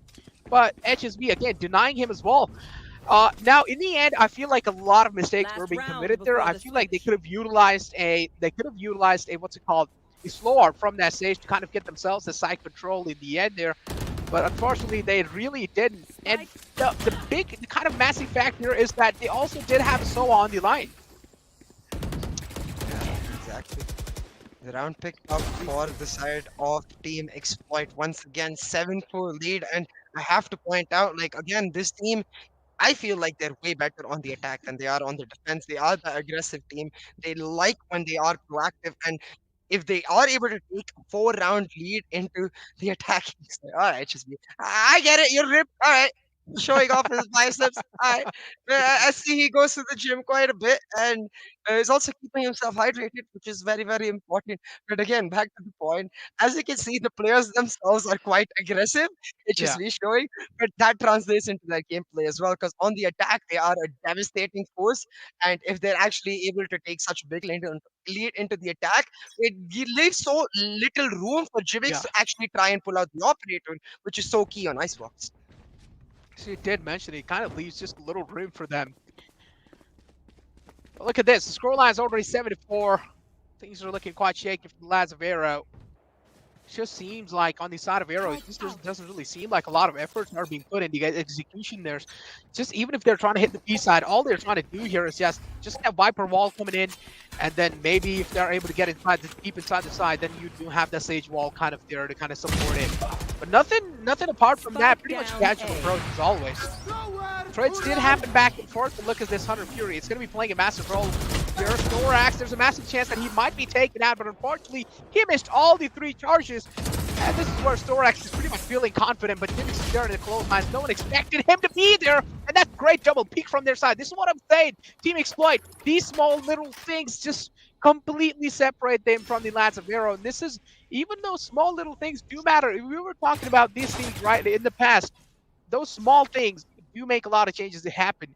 And this is what Team Exploit is really relying on. Even if they're heavily relying on that gunplay, they're also relying on heavily on those little bit of common sense and at the same time a little bit more mechanism. Yeah, I guess just the idea of understanding the logic of how their composition functions very, very well.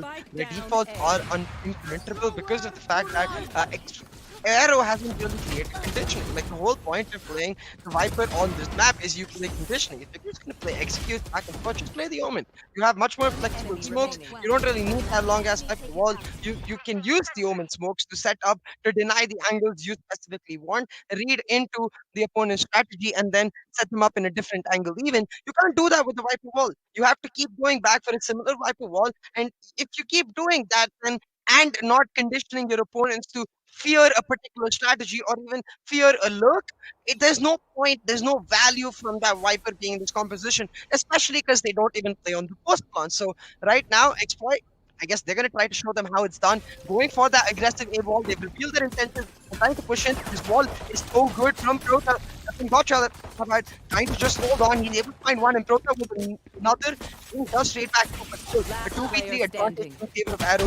Prota, oh my god. That's a crispy shot from HSB there.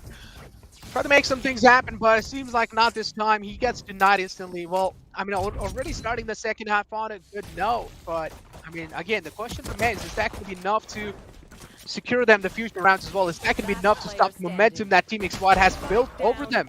These questions are still unanswered because Team Arrow, up till now, they haven't really looked promising. Yeah, in the first map, they definitely did on the map of Breeze in the starting phases, but then later on, it all just started coming downhill.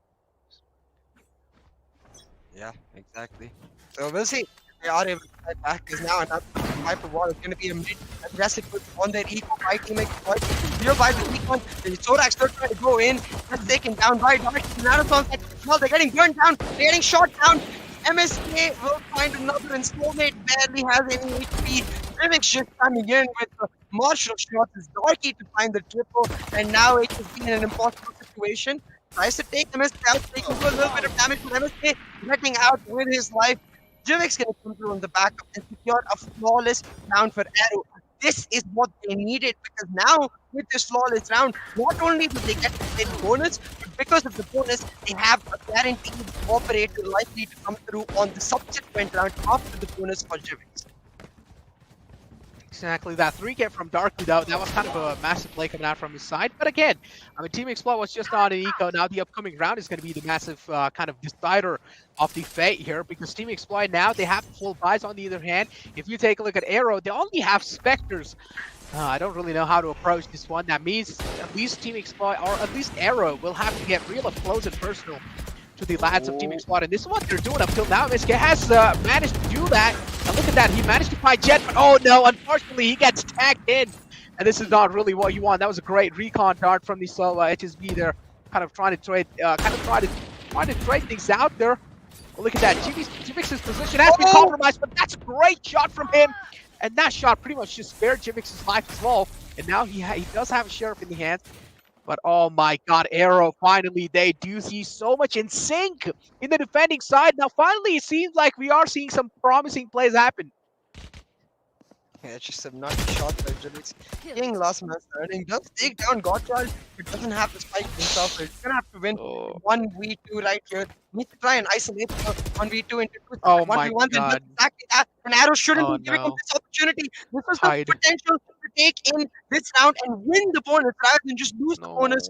Now King versus Prota. King not checking the right angle, but Prota misses a couple of key shots. Now King gonna go for 30 the Prota. seconds Knows left. that the spike is towards that belong area and try to get himself through towards that pick because he knows that he's running out of time.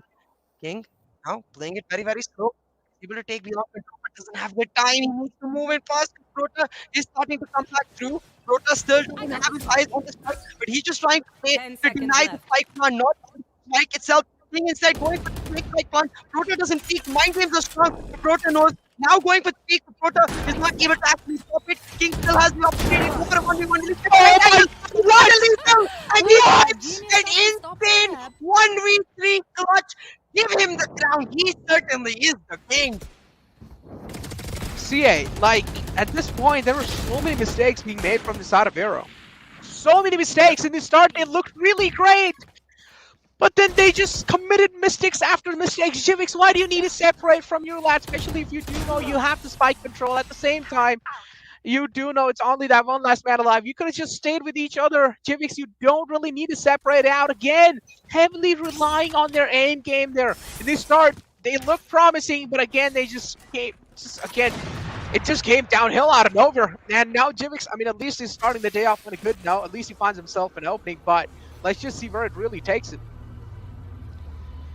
Killjoy lockdown now set up. An aggressive A execute on the cards to exploit, but all Arrow really have to do here is back up, play heavy on the retake because they have a man advantage already, and more importantly, they have the flank set up for the side of that Viper coming in through. Now the plant will go down, the Nano Swarm have set up, and the alarm bot on Sandwich as well means that he can delay, but it's really all up to Thorax. How much pressure he's able to create in this position will decide how this round goes.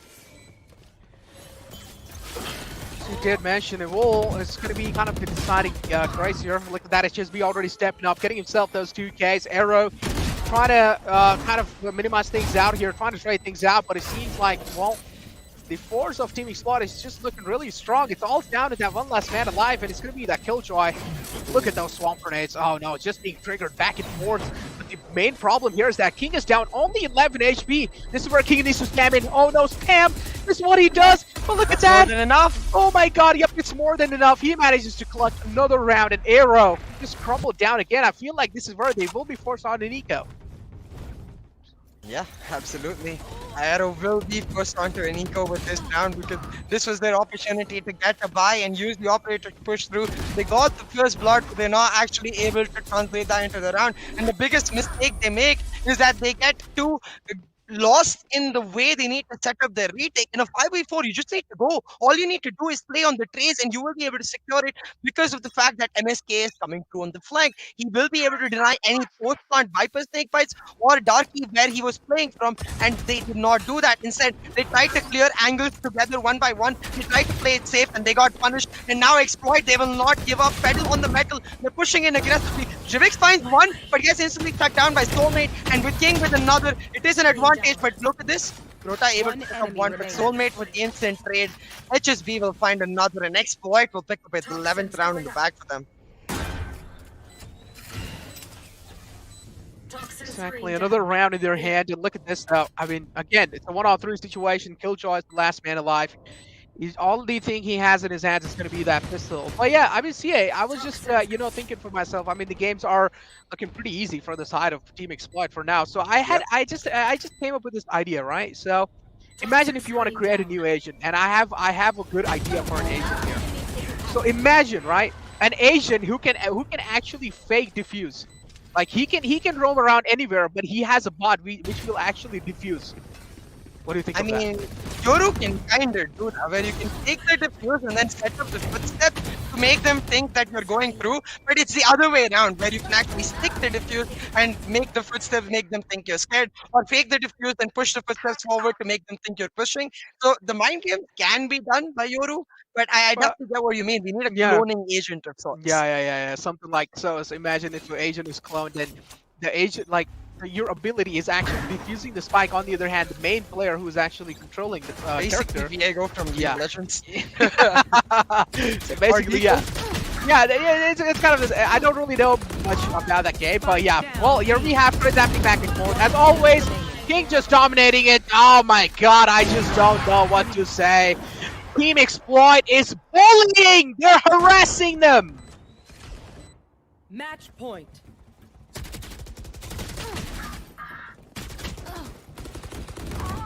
Spike down B. One enemy remaining.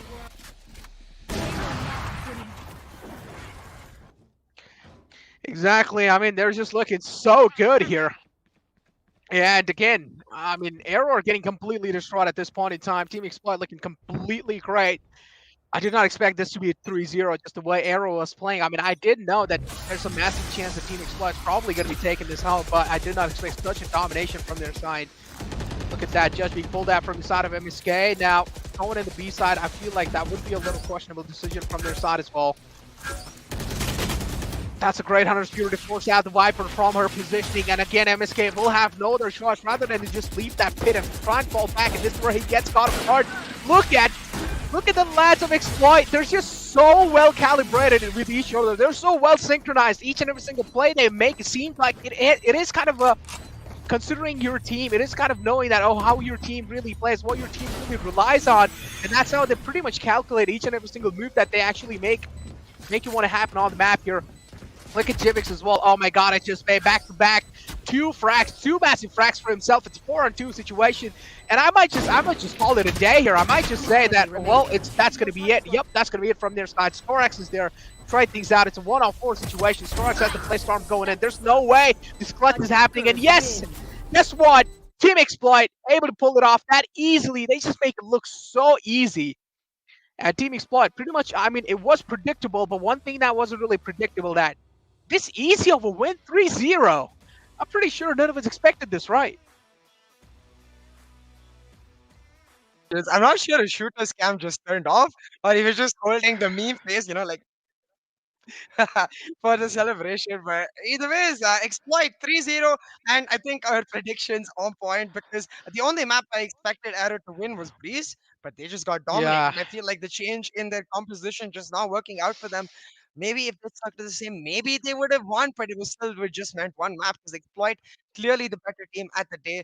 Arrow did well to reach to the finals, but now they'll have to prepare even more because going into the wild card, the first international event in the VCC stuff where you get to see all the different regions clashing, they're gonna have to pull out all the stops if they want to qualify from the wild card.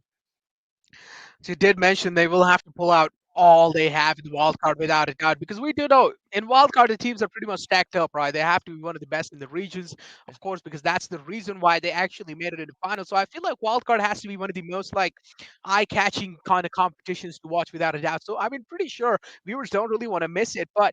Again, in the end, on the map of Icebox, completely arrow screwing up, repeating the same mistakes. And how do you feel right now? I'm pretty disappointed. I am, but I'm just gonna be happy for exploit instead, and happy for the fact that we got the right predictions over the Indian Test Yeah. cricket. But in general, exploit well deserved win.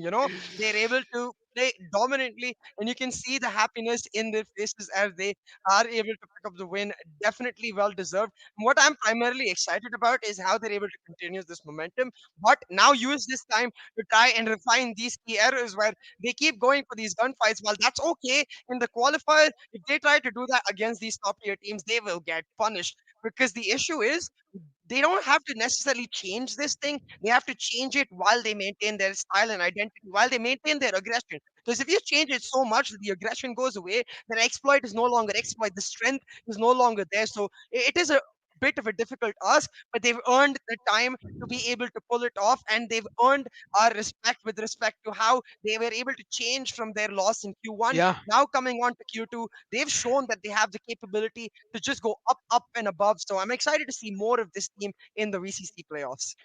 Exactly, as you did mention, I also really do want to see Exploit, performing in the future as well, because in the last time they got eliminated off semifinals, Yeah. and now they just won it in a banging way. It's an absolute banger way to kind of close out the finals as well. None of us expected a 2-0, and especially I feel like after this win, Hindi Desk has to be one of the most shocked people out there.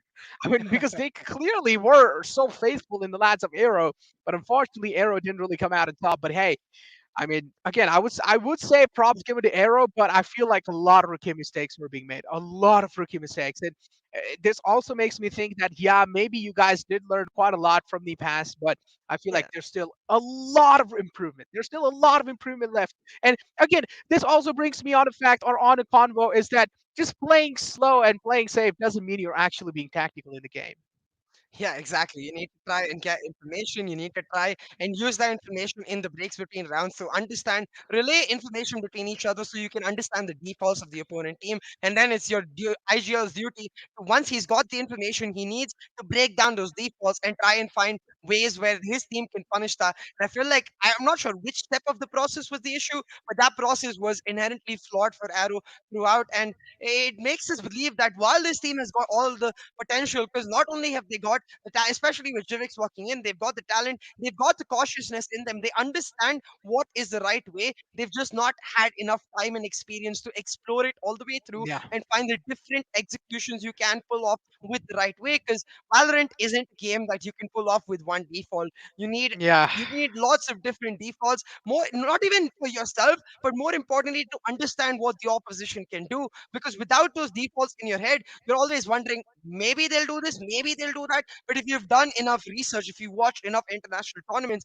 then you know what to expect already, and you have the answer prepared like this before they even think of the answer to your push itself. So that's what Arrow really need. They are already a top tier organization. They've been top two twice in finals, so you can easily call them the third best team possibly in Pakistan. Now it's just a matter of trying to make it to that next level, try to break into the top two itself. As you did mention, now let's take a look at the match stats as well. I mean, Ooh, which HSB is B. coming in huge in that previous game. I expect the shooter to kind of do that, but I feel like shooter was more kind of like playing that shooter and Storex were kind of playing those part of being that impact fragger in the game. They had some impactful rounds, and they were also the one to kind of save their team. On the other hand, Team Arrow, I mean, not really that great of a stats. You can clearly see MSK and Godchild this time. They were completely missing. Yeah, absolutely. MSK and Gottschall not having the greatest game. And for me, Gottschall is the bigger disappointment because I wanted to see that Battle Sage come online. Because when he plays Arena, he's so confident with the way he approaches the map. He's always looking for aggressive peaks. And he can do the same thing with the stage. It is a different form of execution, but it's the same concept where the idea is you go for the peaks, you win the fights, and then you have the heal for yourself to set up, or you have the utility to slow them down where you would put a lure in front of your face if you were getting pushed through. You now put a wall or a flow orb in front of you to make sure you don't get aggressively pushed through. The same idea of conception, but instead it doesn't actually end up translating through that. So let's see, maybe at this point, Arrow will learn to come better and come through stronger in the wild card. Because I do have to give them one thing that went against them is the fact that they had a new team in general. Yeah. Giving stepped in instead of Batsab. It is hard to try and find the right synergy within a matter of such less time. So now, because they have one whole week to set up for the wild card, and they've got all of this experience from qualifier too, maybe they'll just come out like a diamond through the experience.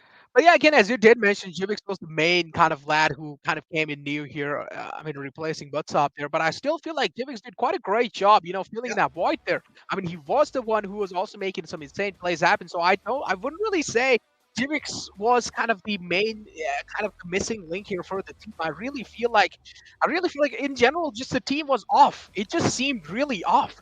Like Jivix there, okay, maybe understandable, a little bit of miscoms, but again, it's understandable if a man like Jivix isn't really performing that great. If Jivix is actually doing really great, I don't really see the point here. I don't really see why they were all struggling so much against the lads of Team Exploit. Maybe Team Exploit is just better, I guess. But yeah, here we have MVP of best of five, and Shooter's going to be the man with 65 kills, 37 deaths, and 16 assists. Well, wow.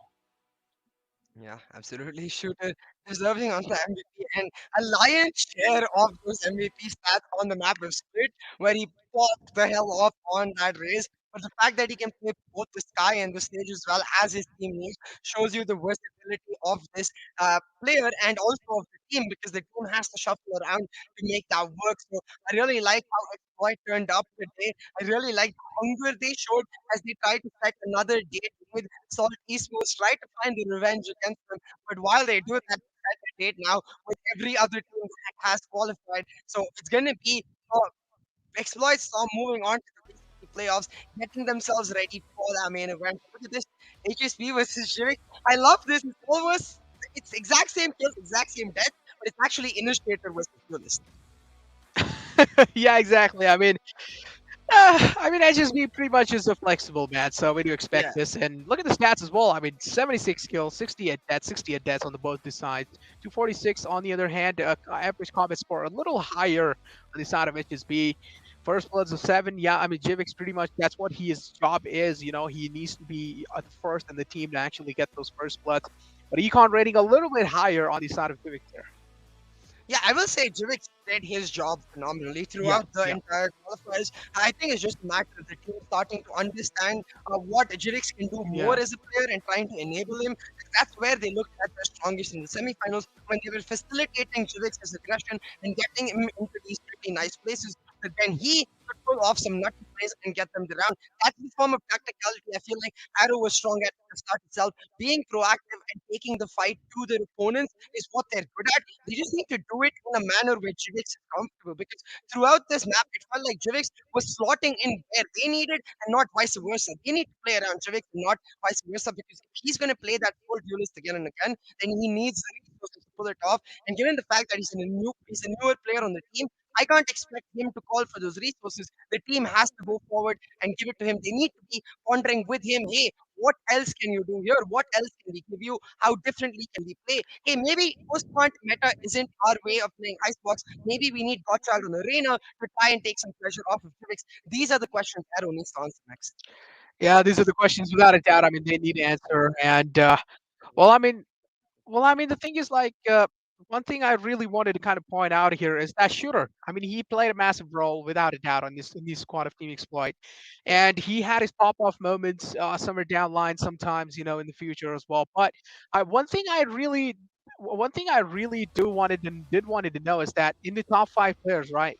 Here you have the lads of, shooter again with 99 kills in total. I mean, throughout the kind of series here, and then he had 70 deaths in total, and then 30 assists with first bloods of 20. And he has to be on the first page here, right? Since the semifinal here till the final, Shooter has been consistent, and we had a long kind of debate about how consistency can help you out win those games.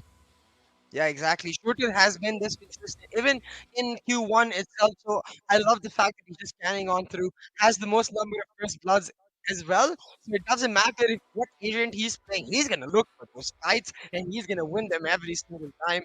Other than him, it acts the some team perfectionist. They didn't make it, but definitely a player to watch out in HSB. I feel like enough cannot be said.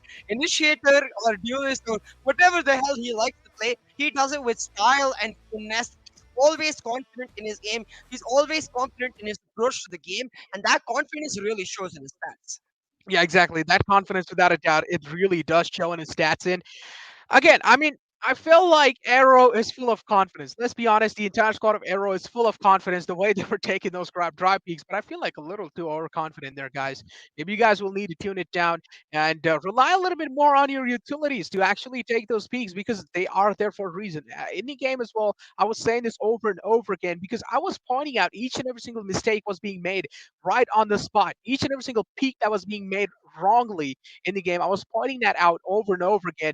But yeah, with that being said, you know, let's just take our mind off of that and let's take a look at the qualified teams, you know, because this will just bring a little bit of fresh air to see the lads of Team Explode again back in on track on the qualifiers too.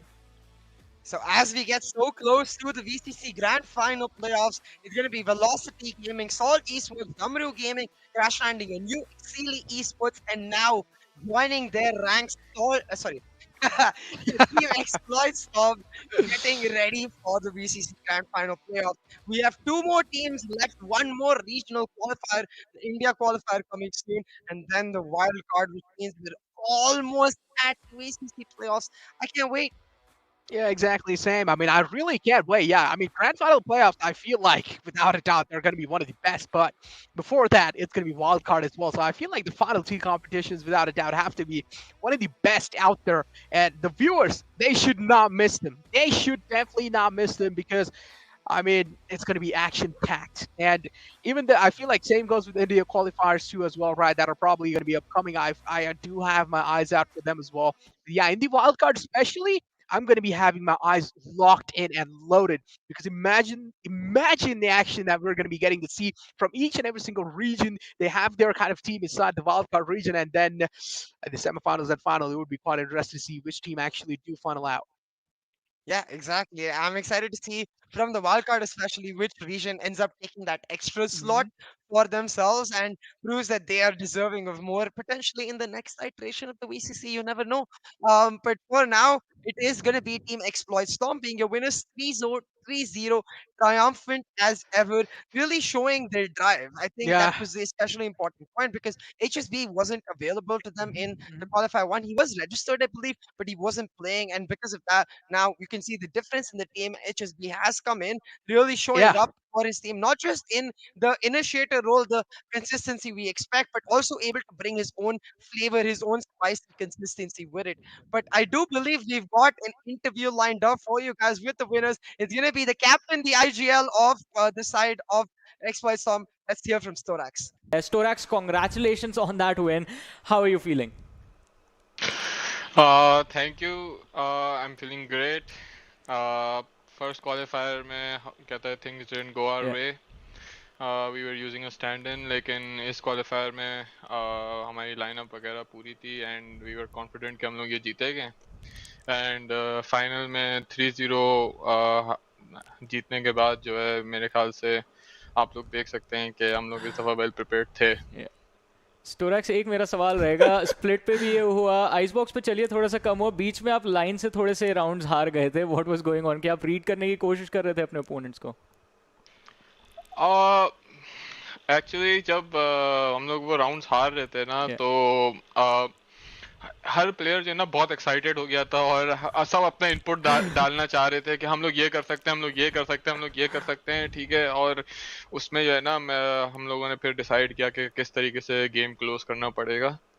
But इतना close मुझे नहीं लगता. There was like no point के जहाँ पे हम stressed out feel कर रहे थे या हम लोग बोल रहे थे कि गेम क्लोज गए थे, लेकिन I think we were in control the whole time.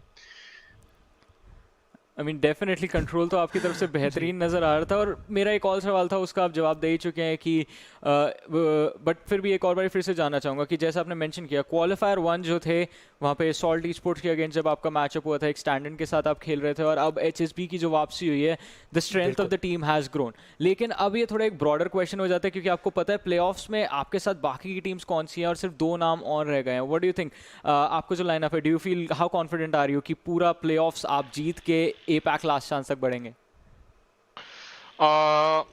कोशिश आई नो फॉर फैक्ट के अभी जो है प्लेऑफ्स में जाते हुए हमारा जो फोकस होगा वो किसी ना बांग्लादेशी टीम में होगा ना नेपाली टीम पे होगा. हमारा फोकस सिर्फ इंडियन टीम्स पे होगा और स्पेशली जो VLT हैं, ग्लोबल है. और मैं आपको एक कहता है इनसाइड वो सीक्रेट बताता हूँ कि वाइल्ड कार्ड का क्वालिफायर जो है सैमुराई ई स्पोर्ट्स जीतेगी इंडिया से, ठीक है. तो मैं बता रहा हूँ कि हम इन तीनों टीम्स की जो है ना प्रैक्टिस वगैरह इनके रीड वगैरह करेंगे and let's hope for the best. I mean काफ़ी एक अच्छा इनसाइड आपने दिया. लेट्स सी कि किस तरह का वाइल्ड कार्ड हमको देखने को मिलता है.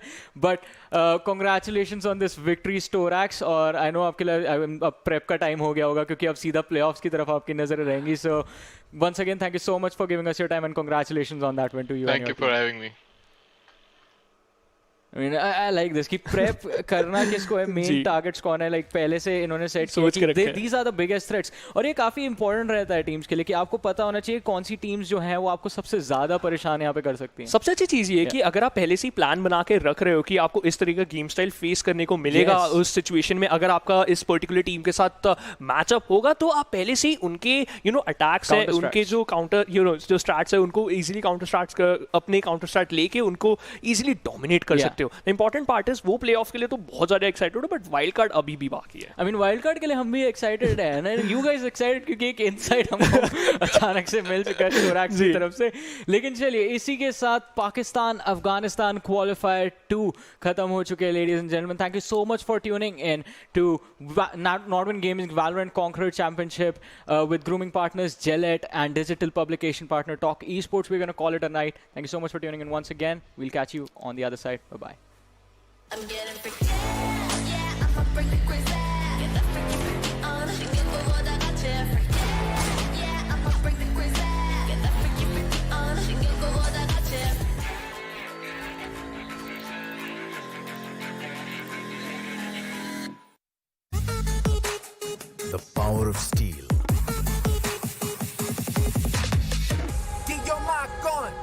your mark on. The strength of metal. Need your mark on. Need your mark on. Go. Need your mark on. Need your mark on. The new Classic Mark III. Get your mark on.